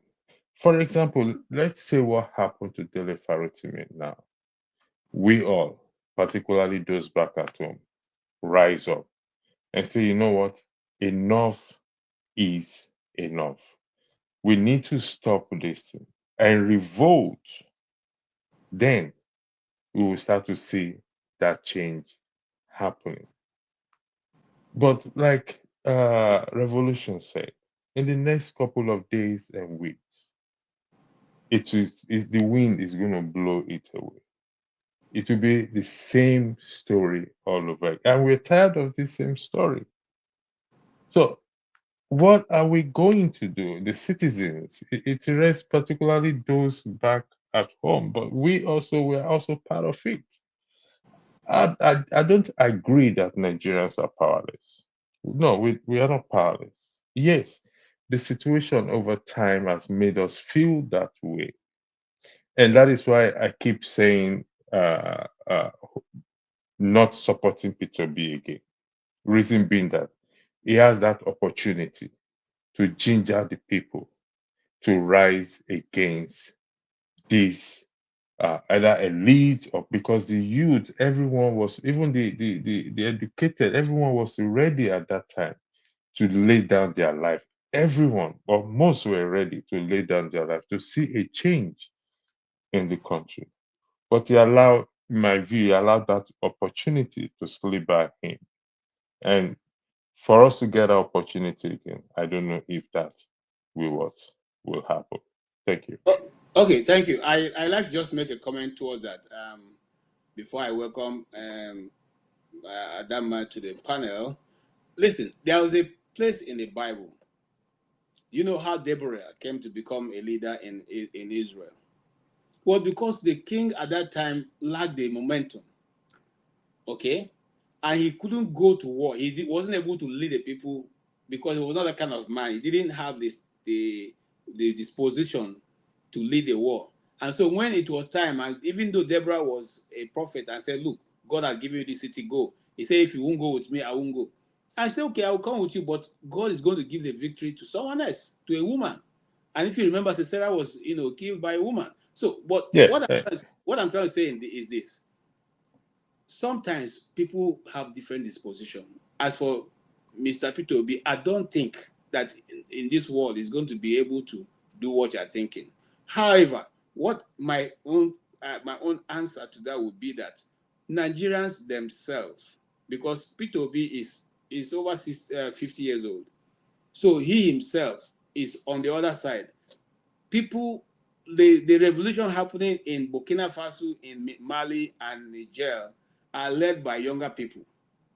Those younger people should stand up and queue behind people like Dele Farotimi and queue behind people like Shore, people whose head they are able to carry that.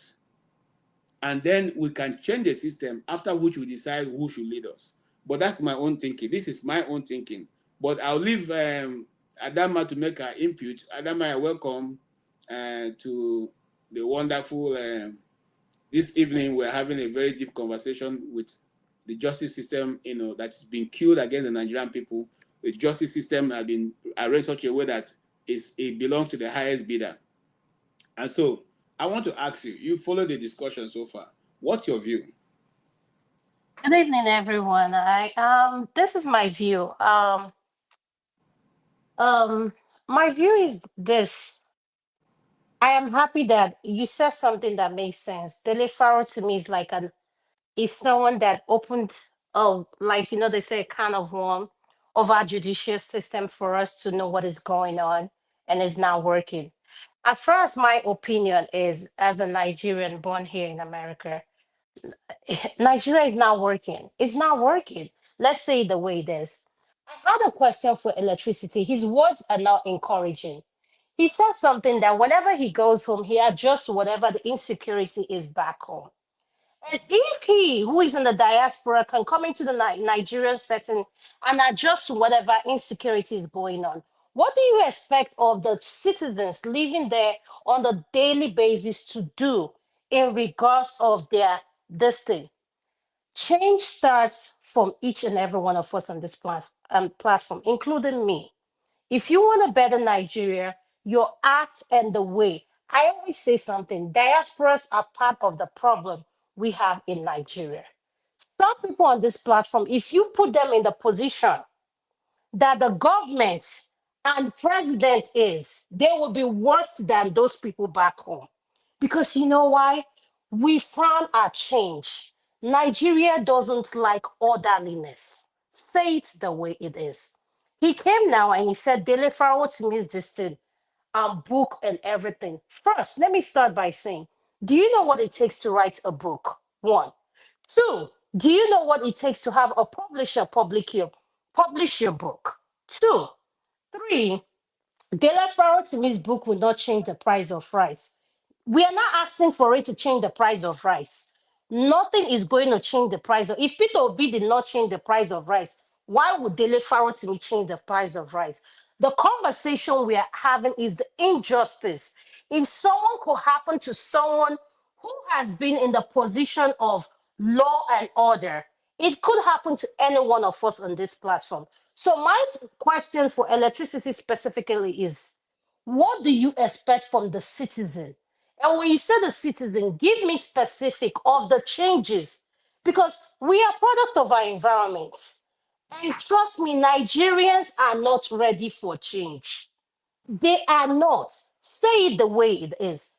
They are not ready for change. So if you could come out and you dissect someone like Dele Farotimi's book and you said, oh, okay, they've released him, it doesn't do anything to. Yes, it doesn't do anything for you, but people who believe that have seen the injustice happen, it took one person, Mandela. South Africa is where it is today. Do you know how many years Mandela was in prison? So it takes one person to ignite the change we want. So I want to ask you as electricity, if you're so passionate and you see fault in everything these people are doing, what have you? Why don't you move back home and start practicing what you're preaching? Thank you very much. First of all, let me clarify. Let me clarify something for. I'm not. I wasn't against. The record is that I'm not against the You're just Farotimi. playing the devil's advocate. Yeah, I'm not against the book Dele Farotimi wrote. I stated I commended him. Secondly, in respect to me going back home, I told Madam Victoria said because of insecurity. I said I understand. I go to Nigeria irrespective. Is there irrespective of the insecurity? I go to Nigeria. It doesn't suggest or mean that I support the lawlessness that is going on there. I'm playing the devil's advocate when I came in here, and that is what I am playing. Listen, if you're encouraging me to move back home, that's a good thing. I'm taking that opportunity, that challenge. I'll move back home. Yes, what Dele Farotimi did is commendable. I said it here. I'm not I'm not speaking from both sides of the mouth. But like I said, everything lies in our hands, citizens, in the context of Nigeria. How that will happen is still remains a mystery, because when I participated in the 2023 general election, I've said it here over time, you can see the zeal, the need, the hunger of change for these people. You reference Mandela. Yes, like what KJ said, Peter B is in a different world of his own. But I see him as that person, like Mandela at that time. like Martin Luther at that time to say, okay, he actually did ignite the people. He did ignite them. Now, if he had continued in that trajectory after the election, after the court case, and not become peacemaker as he is today, that is taking us to nowhere, I respect him. He's a man of his own. He doesn't have to do it.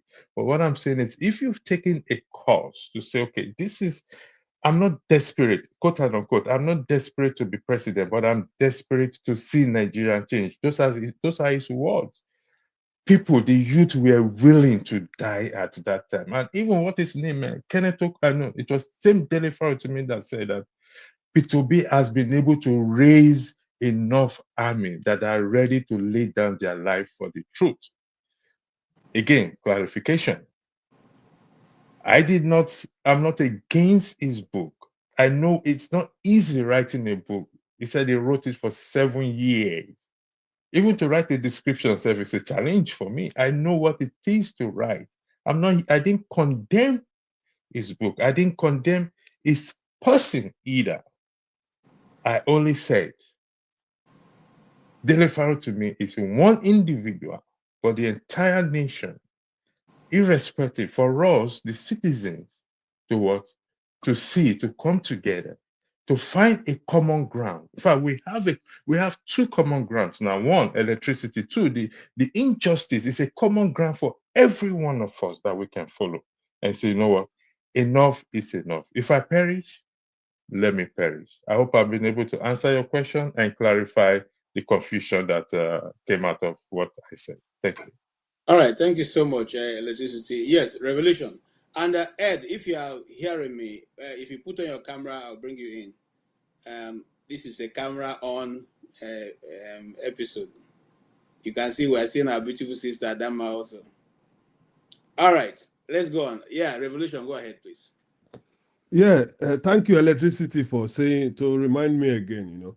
Remember, after that election, you see, this P2B issue, like KJ said, no matter what we do, P2B is his P2B. He has his own style. But for me, people like P2B, I've said it before, Kenneth Okonkwo took over that matter. For me, P2B is not somebody I respect. First of all, I never knew him before, until suddenly during that election, they say another man don't come out. Some people who knew him better, they called him Okute, Stone, he's this. That's why we say, okay, we tell Shore, relax, make we see this guy. Shore warned us, so, bro, nothing will come out from this guy. But we waited for P2B. And to be honest, like Mr. Andrew said, that was what all these things we are saying, the people power. We want the people to rise and this and things like that. People rose because, again, the beavers, that issue, beavers will do this, that brought so many people who never voted or who gave up the Nigerian system. So all these things is what gave P2B that momentum. But he refused to listen to the word of the wise, to strike the hammer while the iron is hot. Everybody rose up for P2B. Nigerians were, I get a friend now with them breaking eye now. They bust the eye till today, and only one eye that guy gets. After spending maybe 6 months, we follow contribute money for him. 6 months for bed, hospital. All because of P2B. For P2B to, even if you remember, if they follow the matter, just after the election, there was a video that went viral. One young guy, or Igbo man like that, was telling Obi in Igbo language, Oga Isayin Kowasiba. Obi said to him in Igbo language that, oh, mba, una Kowasina, no why you can't get weapon there, and they are not go here too long. From that moment, I regretted ever mentioning P2B to anybody. Because that is not the leader we want to change Nigeria. All this change Nigeria where we talk about. If Nigerians no rise up, the only thing with Nigeria, we need a leader. We need a figure who will lead us there. And that figure came in P2B last year.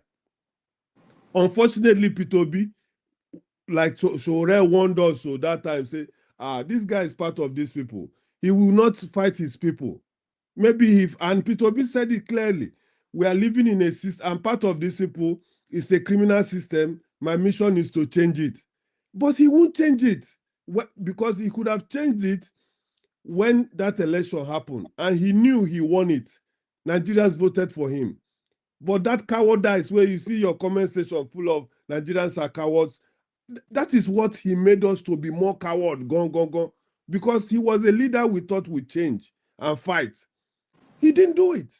That is why for me today, if person they talk of P2B, and they say his talk is cheap. Is he saying not to talk? No. Nigerians talk too much. And P2B is part of that talking. Talk, when action reach, nothing will happen. So for me, waiting go save Nigeria now, for me, is maybe one day, this one where they don't talk, say now, they no want revolution now 2027.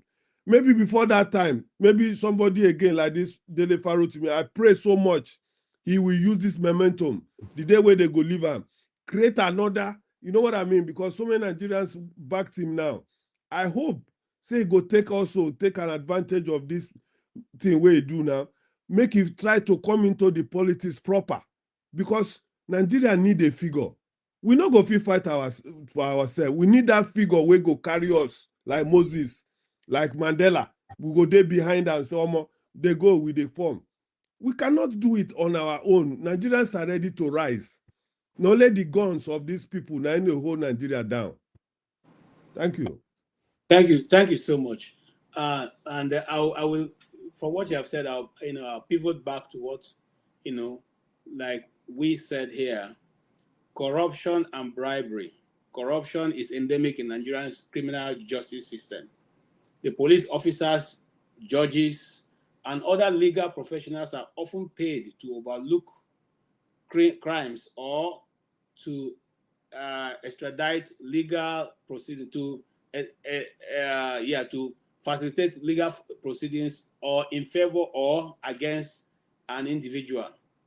Or that's an individual who is either not powerful, or for an individual who is overpowerful, who can now assert authority on the system of the court to get justice or to get ruling for himself.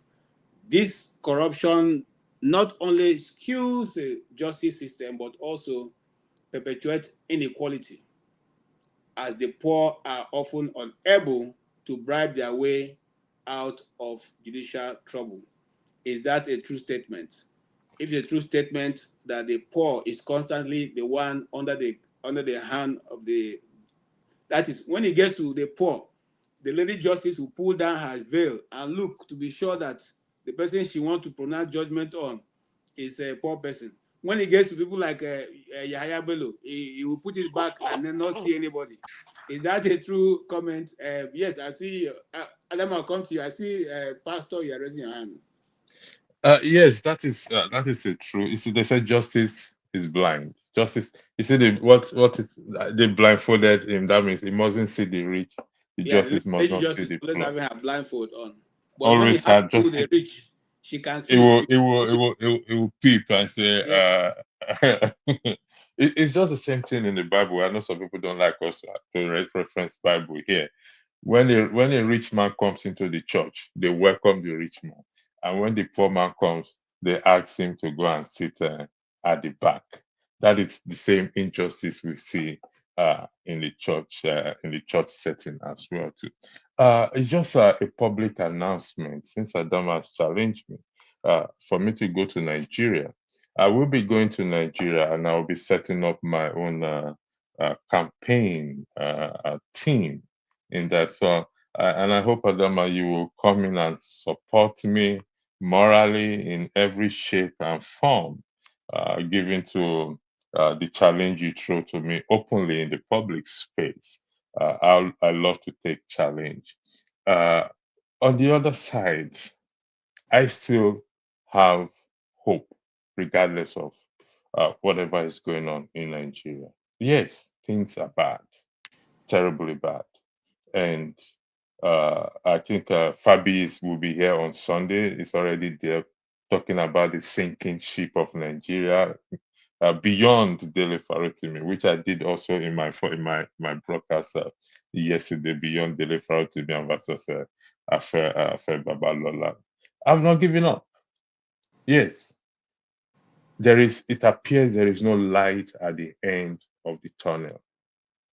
But there is light at the end of the tunnel. If we've given up, then we shouldn't come here and sit down every Friday or every day or anything. If we've given up, then there's no point. But we come here every time because we still have this 0.001% concern for the country. And that's why we're still talking.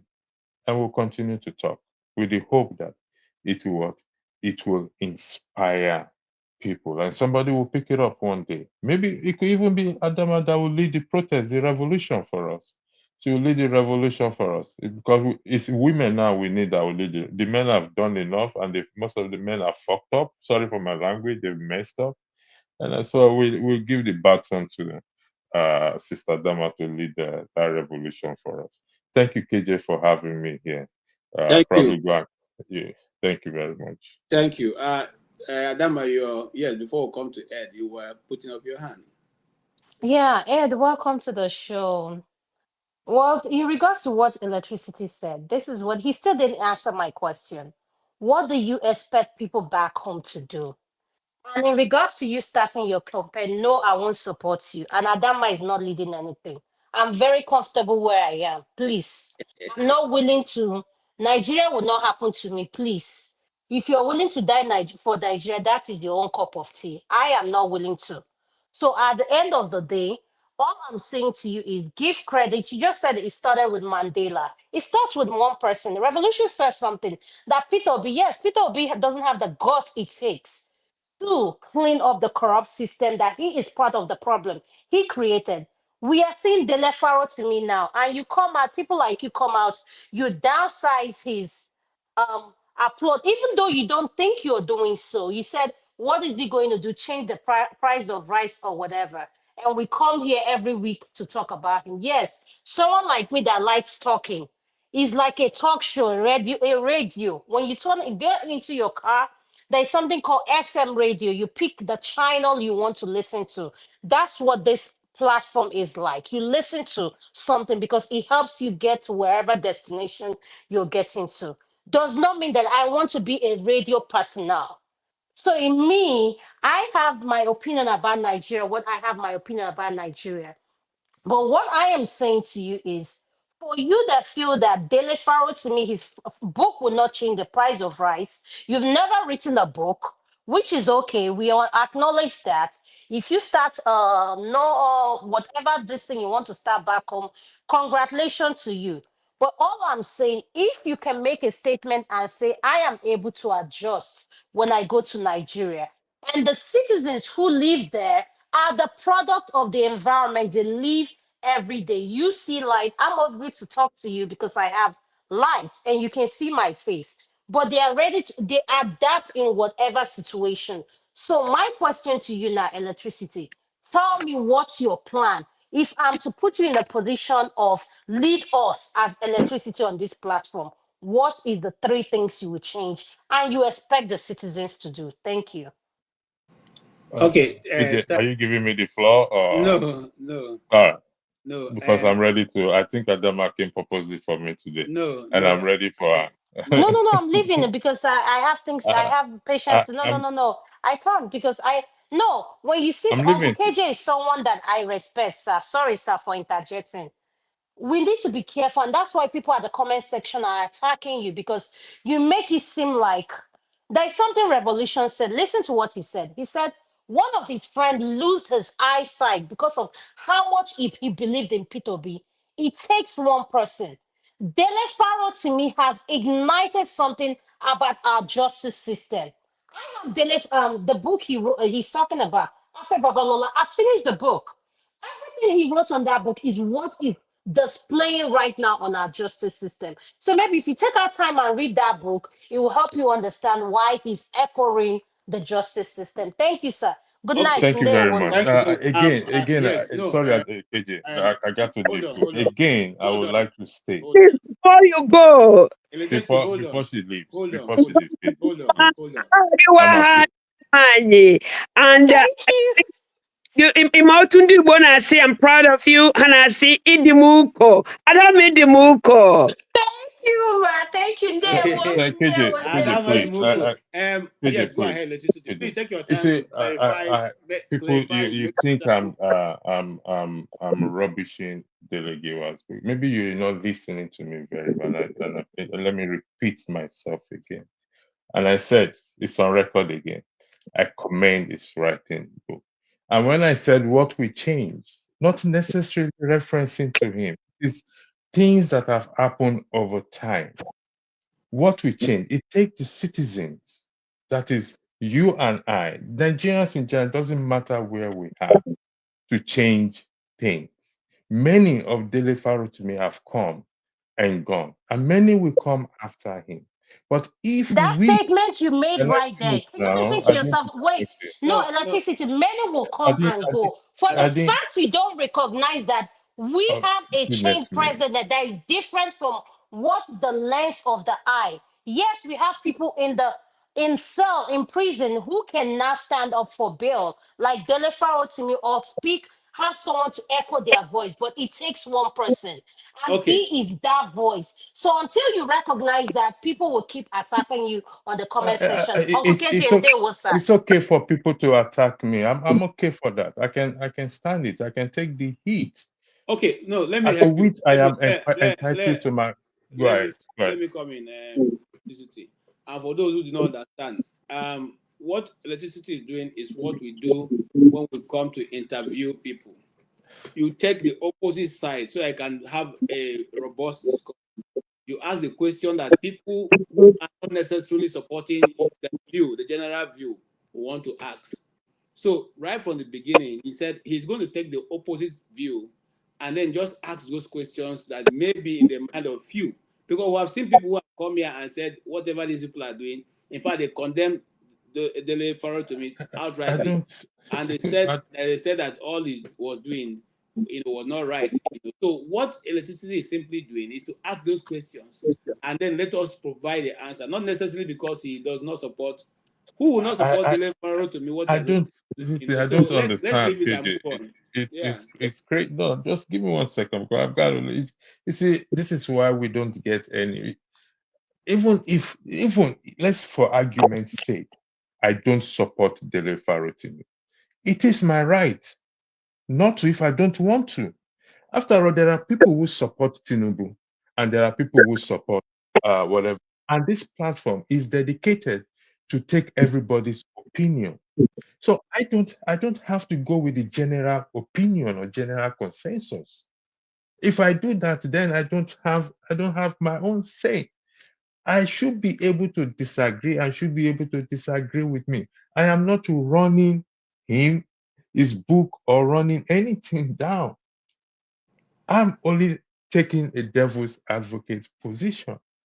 I said it, I did a broadcast on my platform earlier. On this, I don't understand why I don't think because I've not written a book, I'm running somebody who wrote a book down. I don't that's just I don't know. All right, I need the first. let's make progress. Welcome to the platform, Mr. Ed or Dr. Ed. You have followed us so far, and the question I want to ask you is: Dele Farotimi has written a very powerful book, which is now being read all around the world. Now, certain individuals from certain part of the Nigeria have come out to say, in fact, I watched a professor saying that the man is not even educated, that he even read the book and the book have so many wrong things. In fact, he dismissed him and called him a small boy, even though he was just 3 years older than Dele Farotimi. So it calls to question: are we really ready for the truth in Nigeria? That's the question I want to ask you, sir. Are we ready for the truth? Is our people and our people in high and low places ready to hear the truth of our nation? What is going on? Thank you so much, Mr. KJ. I have not read Dele Farotimi's book, but if anything, what has happened since this whole issue came up has been a playing out of what people who have read the book have said. That our judiciary system is really just a mockery. And it's so sad. I was reading somewhere today that the judgment or whatever writing the judge was supposed to read concerning the case, the brief for the case today, the judge came to the court and said he forgot it at home. It just, I mean, everything that's been playing out just showed how much of a charade our judicial system is.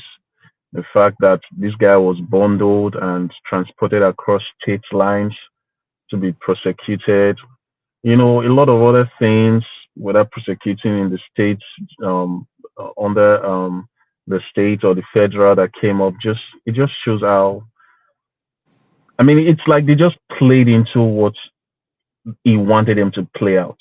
They just helped him do a live commentary on the book he wrote. And it's really sad, especially considering the caliber of people that are involved. Why I actually came was because of the comments that Electricity made, and I'm not here to bash Electricity. Actually, the first line, I actually signed up with based on the first line when he was saying he was going to play the devil's advocate, and he was saying something in the light of how many other people are also victims of this system that we don't know about. That's why I came, because today I was going through Twitter and something I saw really broke my heart.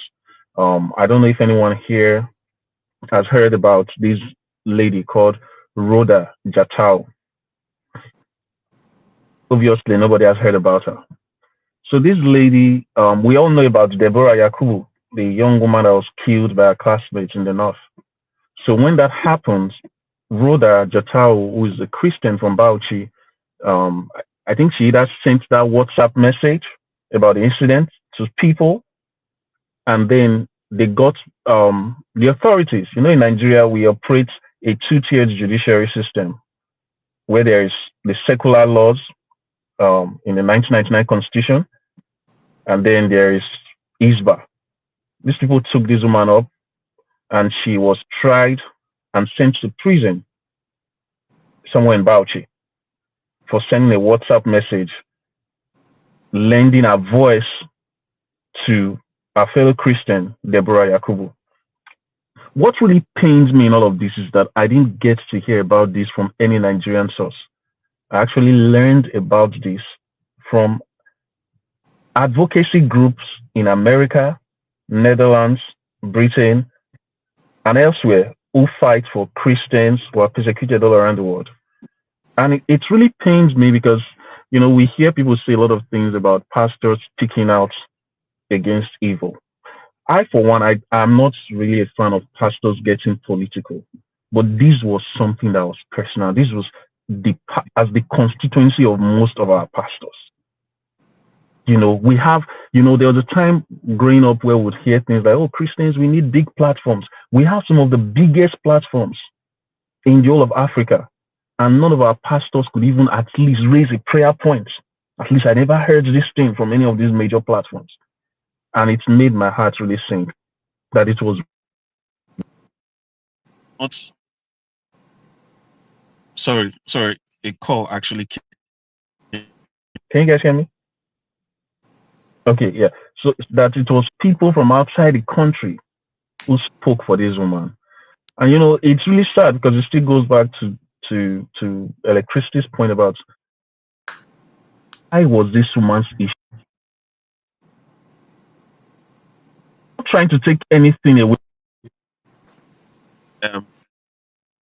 I care. Dele Farotimi's matter should be in the public square. We should protest. We should raise a lot of hell about it. But this woman's case, nobody knew about her just because she's just one small woman. In short, the woman got released just this month. She actually got cleared off because of the work of those people from outside the country.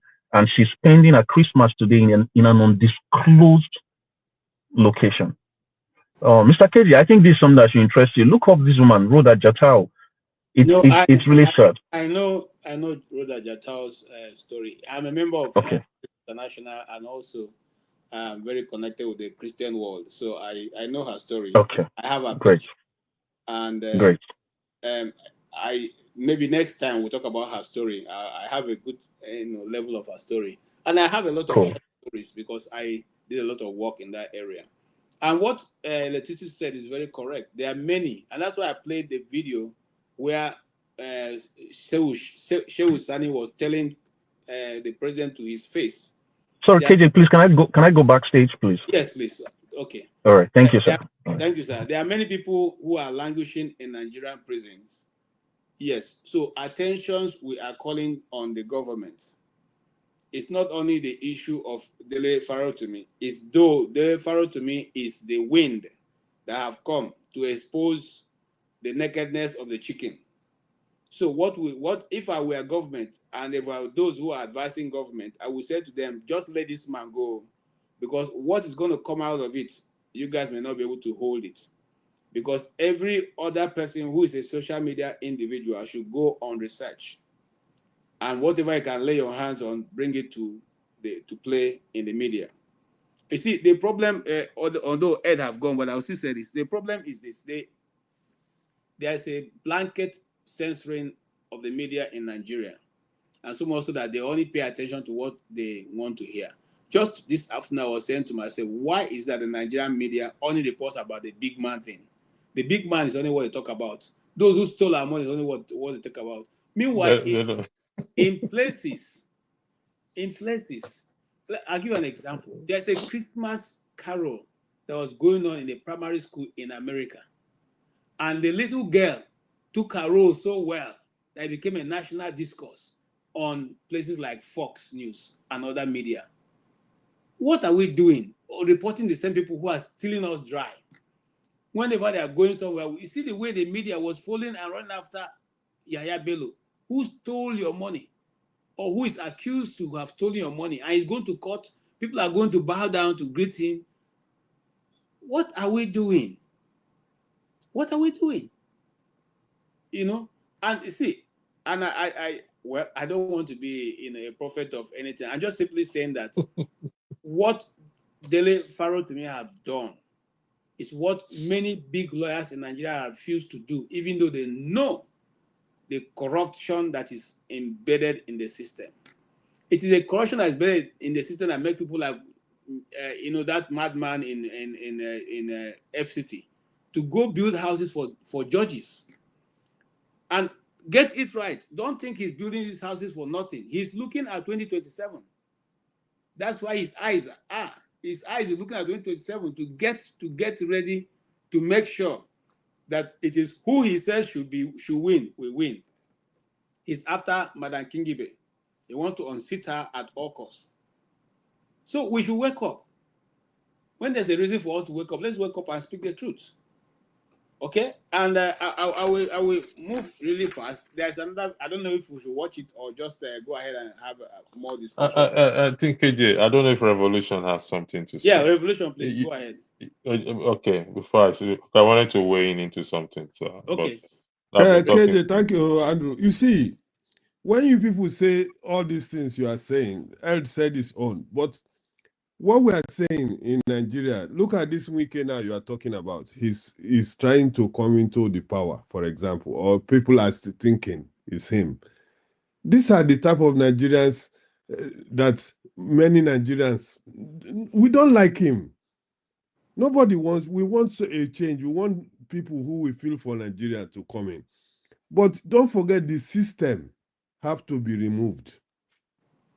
How do we go about it like Electricity was trying to explain before the other madam was trying to misunderstand what he's saying? Or Ed what's the comment section? We are putting things in I understand him because he's trying to say, okay, what if it's like this? What we're going to say? But we say, okay, when it concerns the poor man, nobody talks. When a big man comes, people start to talk it. Because the poor man, I told you what happened to me. Somebody, they give me slap, take all my money. Who will believe on me? So this thing we are talking is, when is the leader going to come that will save the poor people? Who? When? That is where I want to say, let me say good night to you guys.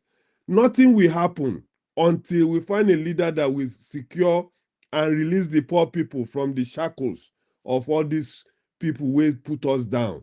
Number one, the religious people. They are the people I don't like at all in that country. Sorry, okay, I know say una No dey that problem. corner. No, you have your. Yeah, Right, and I know the reason why I say they are my number one problem. Because when they came to Nigeria, everything scattered.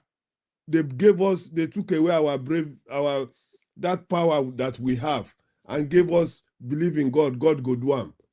Even the other day I heard you say, what these people are doing, I wish I have the power to do it. These people are very brave. What make you no go fit do wetin they do?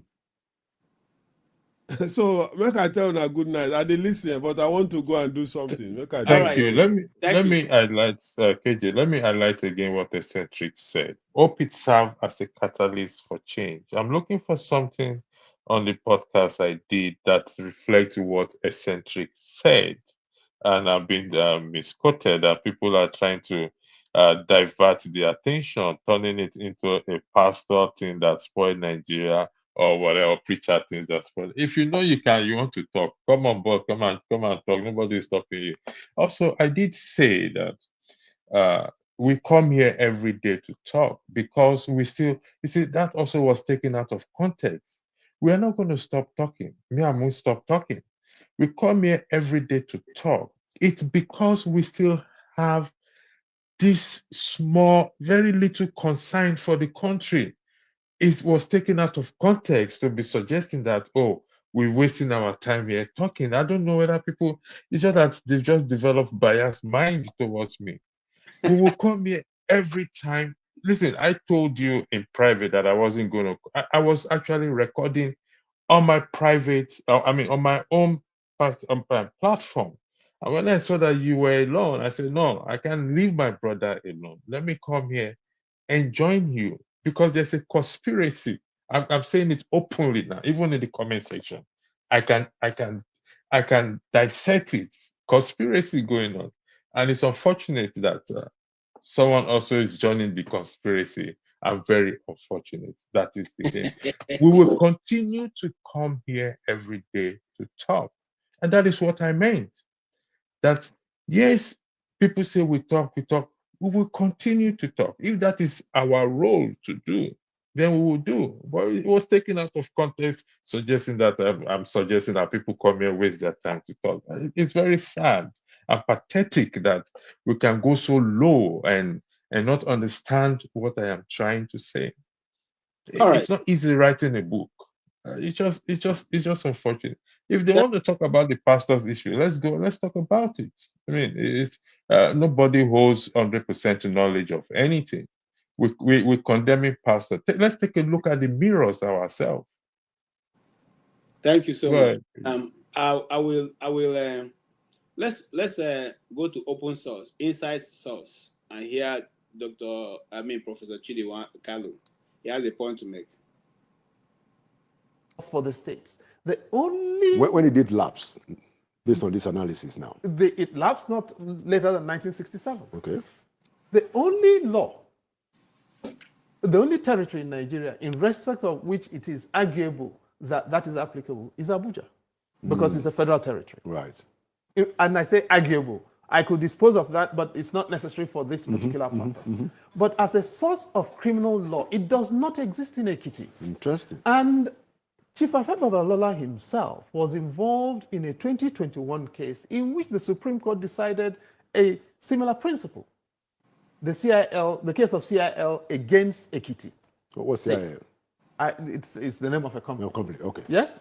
But this was a civil case. And in that case, Ekiti State, as in this particular case, had legislated out of existence a piece of legislation called the Public Officers Protection Act, which provided for certain procedural measures in terms of suing public officers, right? Ekiti State legislated out of existence. And the argument was that since public officers were being sued here, the federal act, the Public Officers Protection Act, should be imported into Ekiti State to provide for what was not provided, what had been repealed by Ekiti State's laws. Right. The Supreme Court said no. You can't do that. That you cannot do that through the back door. Okay, you cannot back-channel legislation like that. If a state, as a federating entity, has elected to repeal a piece of legislation, you cannot force it through the back door to nevertheless be bound by a law that a state has legislated out of existence. So the principle of law here is very clear. Unless, of course, we are trying to manufacture something unknown to law, in which case we should say so.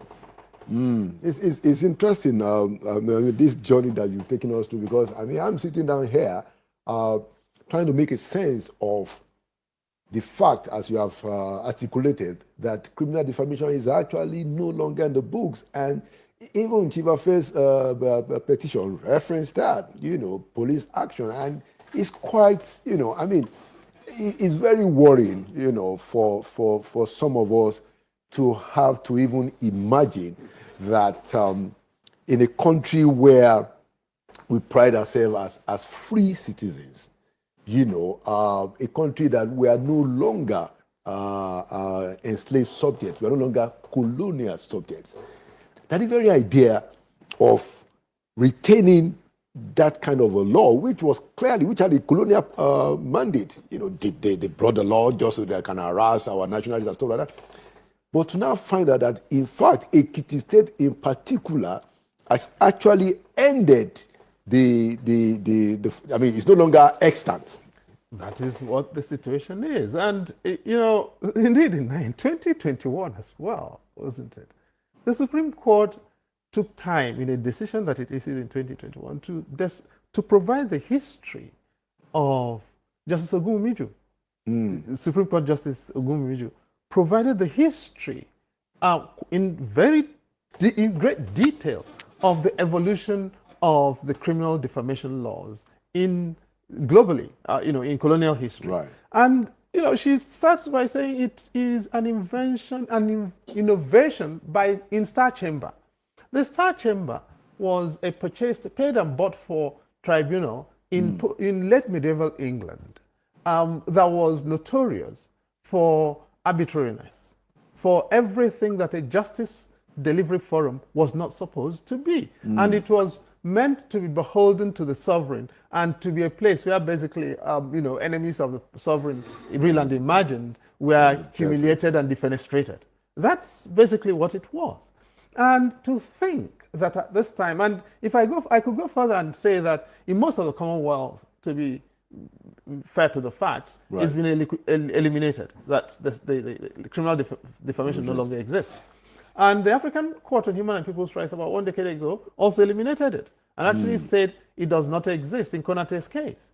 So the fact that we are here talking about criminal defamation and lawyers are, salivating about it is worrying. Now, let me be quite clear. I'm not at all saying here that there should be no remedies for injuries to reputation at all. No.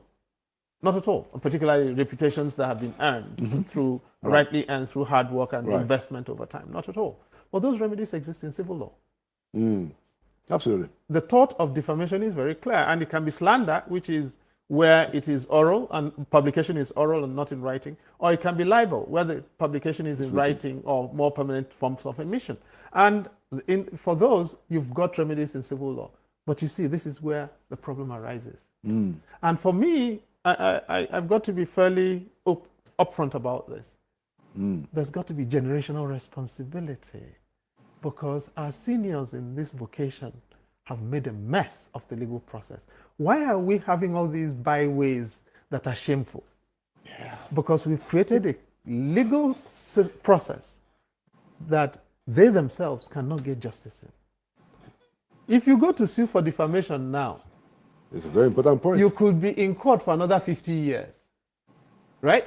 You take 10 years through the High Court, 11, 12 years, 15 years through the High Court, preliminary objection, you go up to the Supreme Court, you get locked up there on an interlocutory point. By the time you come back, it is Lagos sued on a preliminary objection. Lagos, the most powerful state in Nigeria, in my view, was stuck in court for 18 years. And at the end of 18 years, the case was remitted back to the High Court. Which case was that? I think it was a lottery case. Okay. Right? At that. So Lagos was stuck in the case. I believe the case started for 2005 or thereabouts. Sometime around that. right? 18 years. Wow. Lagos was stuck in preliminary objections.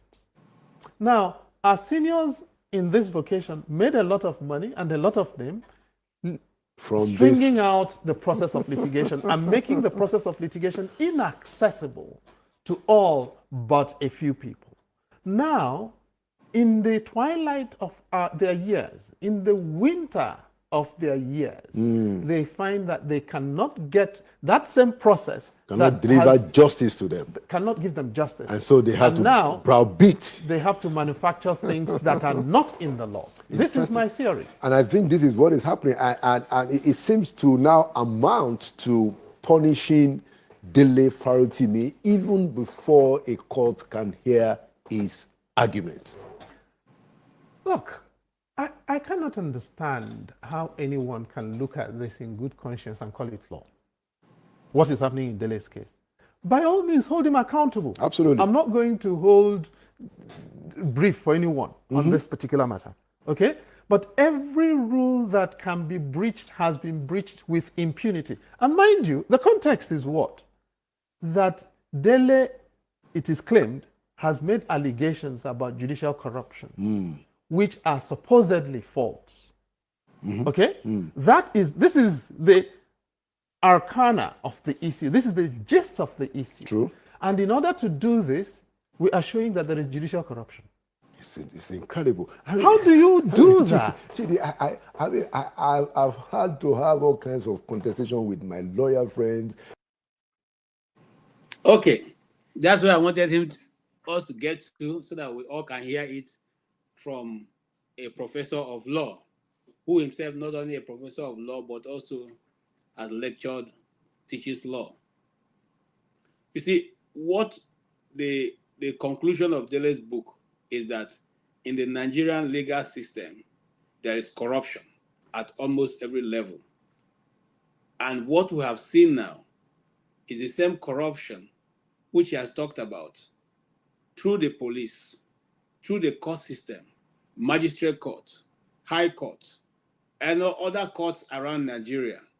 In fact, one judge even had the temerity to issue an interlocutory injunction saying that the books they should stop selling the book all around the world, and all proceeds from the book should be given to Alfred Babalala.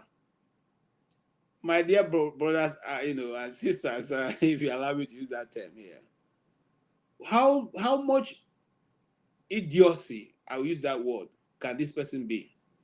So how powerful is Nigeria that you can now issue an interlocutory injunction to now affect me and those people buying the books in England, America, Scotland, wherever, all part of the world, and then they will now send the proceeds to you based on what? So you can see that whatever he was trying to achieve in his book has played out like film before our very eyes. Is there any justification? Electricity. No, I mean that foolish interlocutory this thing will never doesn't hold water. So I don't see why we can even who's gonna do that? The judge must be crazy in his head. I'm sorry to be respectfully to him. You see what's the what's his name again? The video we just watched, Professor Chido. Yeah, I mean, this problem has been created by these people themselves. Yeah, I agree. It's been created. So, listen, Babola is trying to, I said it, he's trying to save his reputation, but he can't do that anymore. If he had kept quiet and not go after Dele Farotimi, he would have been able to probably save his reputation in a bit. But he now made it obvious that indeed there is something there. I mean, I have never seen defamation as a criminal matter, to be honest. Whether in any, to me, it's all. I've always seen it. I've always seen it as a civil case. In fact, I'm not cutting you, No, go ahead. Mr. Trump sued ABC Yeah, they sued the judge Anapol, I know whatever his name is. Okay, and he had to settle. They had to settle with him out of court, and they were settling with him for $15 million, for which he had asked them to pay to any. They'll pay to any what do you call it now? Charity NGO. organization. Yeah, yeah, organizations that are helping people. He wants them to pay to the ones he chooses. He choose the ones that will pay those money to their accounts to help them. So what I'm trying to say in essence is that there are numerous of books written about these people. The ones they don't come for everything. I mean, because you are a public figure, for crying out loud. Anybody can decide to write book. You also, you see, what I expected him to do at the level where he is, he doesn't even need to pay money for it. He has plenty of people working for him. But just ask somebody to sit down and he tells the story and the person writes it into a book and refute what Dele is saying and republish. And then that would be it. You know, that would be adding to the body of knowledge and understanding of the Nigerian legal system. But because they are afraid that the breeze are blown, they are all afraid. They want to quickly cover what we already know is existing. And unfortunately, they've taken the wrong turn. So I don't think, you see, let's like I said again, let's stay with the fact, particularly what that professor have said. This thing can stay in the court for years and years and years. Get locked there and years. Hopefully, we the citizens, like what Eccentric said, it will be a catalyst for change. However, there's still a dicey there if the people will see it, if we will see it as a catalyst for change. But we'll keep talking. We'll keep coming here to talk. Yes. I'll be on my platform, talk every time. I mean, which is a good thing, and we'll talk. The All thing right. is, again, go ahead. Go ahead. Yes, no, I was just going to ask you to make your final thoughts so we can. Oh yeah. My final thought is to further highlight what I said earlier as a devil's advocate. People took wrongly. It's not easy writing a book. I commend him writing a book. It's not easy being in prison. If you've never been in prison before, you will know what it is. Like what Amechi said, I would hate to be in prison for what I did not do or for not doing anything. So I will not do anything. So it's sad that when I hear people say, "Oh, if you really want change for Nigeria, go back to Nigeria. Don't talk here. Don't be saying things here." I find that very sad and pathetic, to be honest. But they're also entitled to their opinion and their views as well too. But we'll continue. I mean, I'm not gonna allow people to shut my opinions down or to shut my. I don't have to go with the general opinion. In fact, there's a place in the Bible in Exodus that class going with general opinion as a sin. So yes, if you go with general opinion, ensure that it's the right opinion you're going about. But there's nothing wrong in standing alone if you have to stand alone. And I believe in this change, and I believe we can achieve this change if we want to achieve this change. So after the 3 hours, if there is no podcast or not, we can go to the Bible. People who don't want to talk about who want to talk about pastors, they will not come on the platform. They will sit in the comment section. In fact, we're not going to be reading comment section again. So let them keep writing their comment section. So let them keep talking. Just disregard it. So, but if you want to talk about the Bible, you would talk about pastors. I'll be doing a broadcast on I'll be recording. Once I finish it, I'll go and do my recording before I go for Sabbath service. Service today. So it's up to you what you want to do. All right, thank you, sir. Yes, Madam Victoria, you're back. We are taking final comments. Yeah. Yeah. Please, whenever you see me, I am Mbore. Mbore. Okay, well, I have No, Victoria on your phone. the rear is not there. Get at the Oparuku.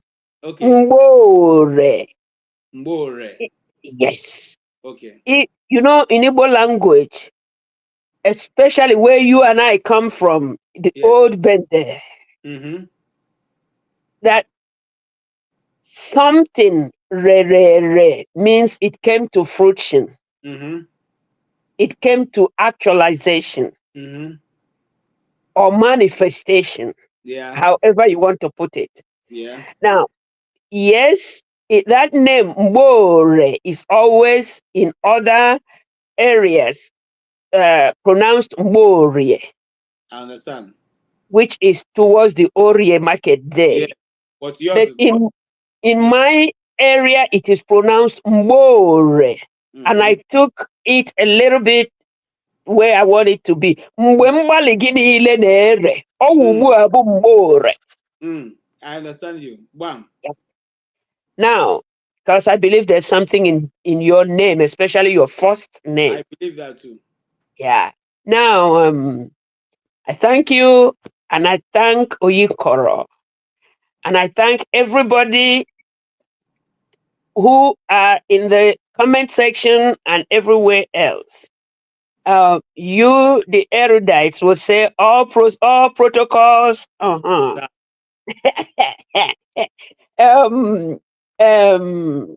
You all teach me on a very regular basis, whether I come in.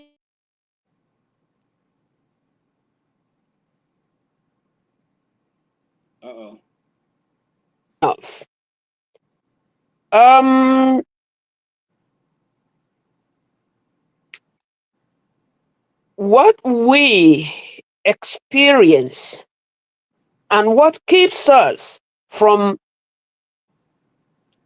dealing with it decisively, I think, is fear.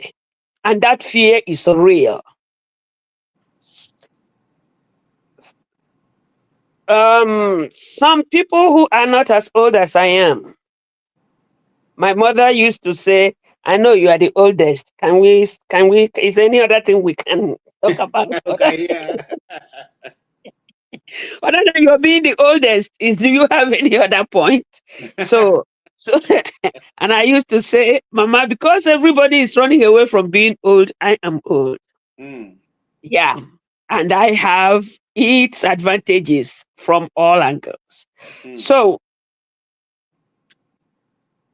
I guess when people get to the point I am, that's what makes them act what I said earlier on, that I don't mind whether I live or I die. I just mind getting things done.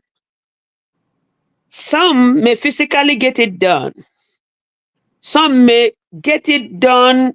You all that read a lot of Bukuru you all know what they call quantum physics, where you get things arranged the way you want them done, and before you know it, it has actualized. Then it becomes more. So I am thankful that each time, though I see what this government and the minions, I see what they do as diversion. They bring one diversion after the other and one diversion.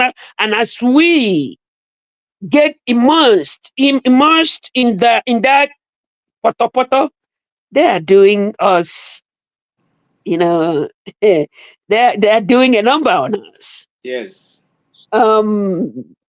Maybe it doesn't matter, even if it is a minute, that it diverts the occupants of that space they call Nigeria. They have gained all they want to gain, as long as it gets our attention and remove our attention from whatever the rot is.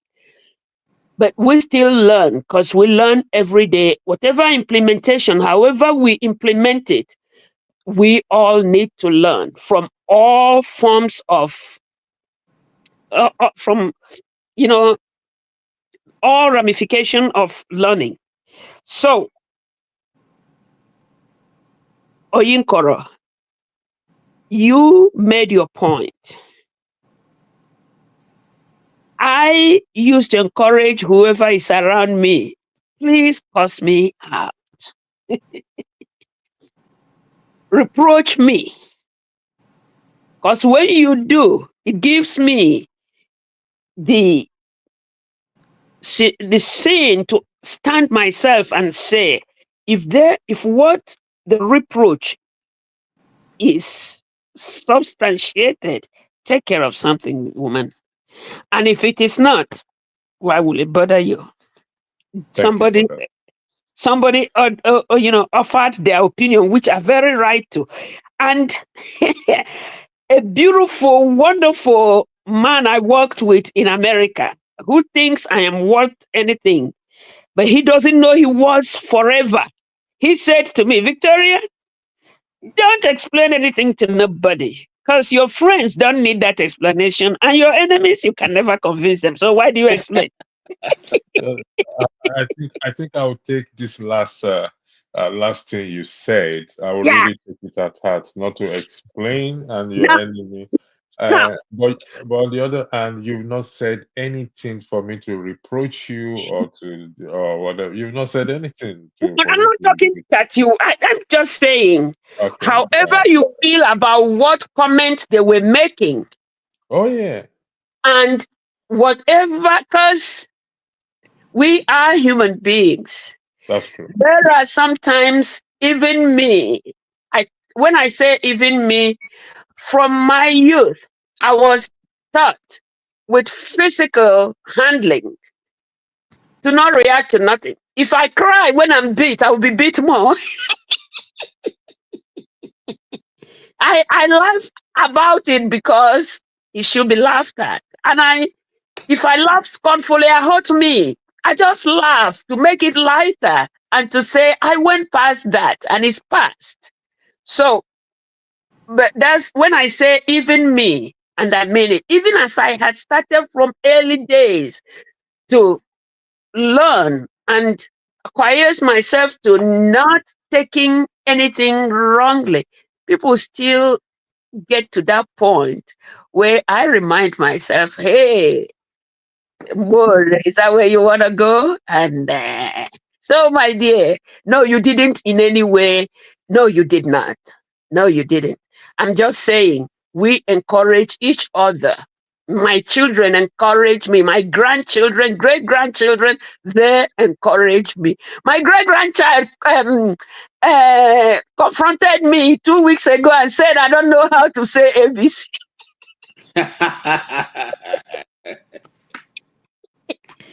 So he said, actually, he can't speak. For his life, the GGM, no, BBG. GGM is great grandma. No, BBG. So I am thankful we get the cocoa from whatever diversion Nigeria government threw to us. But please, like you said, whoever comes in here, do make the interest, do make it outstanding, the relevance of the interest in the so-called space. It means from what you said, Oyinkoro, that they do have, it doesn't matter how little, concern that it is still there. And that is true. So please, thank you guys. Thank you. Hey, see, I'm getting about because KJ. KJ, you see how you get me? Because get the K. I'm okay, Chuku. Okay, Nam. So please, okay, Chuku, now Yinkoro. You keep doing your good work that you do every day. Thank you very much. Have a lovely evening. Thank you, man. You guys too. Bye bye now. Bye. Okay. KJ, what's the decision? Yes. Yes. Well, I think we're rounding up, and it's 5 minutes to the end. I thank all of you, and here will be the conclusion of today's broadcast. The intersection of laws, power, and inequity in Nigerian criminal justice system reveals deep-seated structural issues that require comprehensive reform. The laws are often undermined by corruption, political influence, and inadequate resources, while inequality, whether economic, social, or geographical, perpetuate injustice on the people, the downtrodden. Reforming Nigerian criminal justice system will require not only legal changes, but also a shift in the political will to dismantling the system of corruption and increase efforts to address the root cause of inequality. Until these deeper issues are addressed, the criminal justice system will continue to serve as tool of maintaining power and inequality, rather than achieving justice for all. That will be our take from this point. We are saying that the system is skewed towards those who do not have a voice, those who are speaking the truth, those who are law-abiding are the ones who suffer the consequence of the system. If we all put our hands together and come together as individuals who are ready to build a nation, and I'm certain sure that we will change the system. It will not only be Dele Farotimi. Dele Farotimi is the beginning. Let there also spring up other Dele Farotimis in all the 36 states of Nigeria, and even the 774 local governments. Let there come forth a Dele Farotimis speaking and blasting the truth, irrespective of who wants to hear it or not. And the Nigerian media should please stop trying to censor these discussions. Allow the people to discuss. Allow the discussion that affect the generality of Nigerians to be heard on your stations. In this case, we want to say a shout out to all those who have been lending their voice in this direction, making sure that this continues to be a front burner around the world. God bless you all for what you're doing. I thank all of you who have been part of it. Thank you, Electricity, for being part of it from the beginning. Thank you for accepting to moderate this thing. Thank you on a short notice. I really appreciate it so much. Thank you so much. Thank you everyone who has been in the comment section, from Adama to Tokwe to Mark Eneli, Mazi Prince, Team Mark, and Team Gabis. All of you, AB. Christine, Quinty AB, and all the people who have commented in the comment sections, who have been, and everyone who has participated. Thank you so much. We will be here also tomorrow. Dr. Damages will be here at 12 noon. Sorry, the women's segment also will be here at 6 p.m. New York time. Don't forget to announce that, please. Okay, I was just going to say that, but since I've already announced it. All right. Dr. Damages will be on by 12 noon. The women's section will be here also by 6 p.m. If you have not attended the women's session, then you are missing something. When you go there, you hear what past Biati, according to people. Again, no Biati. So come to the women's session and then learn and then apply it to your life. Also, we'll be discussing. I see people trying to make us discuss the issue that went on in Ibadan. We didn't ignore it, but that will be extensively discussed tomorrow, where 36 children were lost. It's very sad. Very, very sad indeed. Honest. And that's why I didn't. Sorry for interjecting you. Half and half. I don't mean to be pessimistic. Nothing will happen. Well, the only thing that will happen is if the Oni of Ife still wants to punish the woman. If not, I agree with you, nothing will happen. But except he has an interest, I don't think anything is going to change. But that will be discussed extensively tomorrow. If you come in, Dr. Damage will probably also put videos out there. Thank you so much. We really appreciate your being here with us today at short notice. God bless you all. And until we meet with you in this same channel tomorrow, have a good night. I always don't find where this national anthem is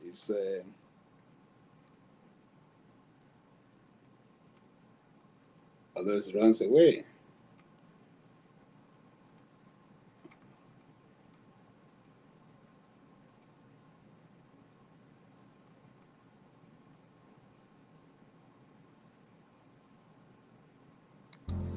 Arise, O compatriots, Nigeria's call obey, to serve our fatherland,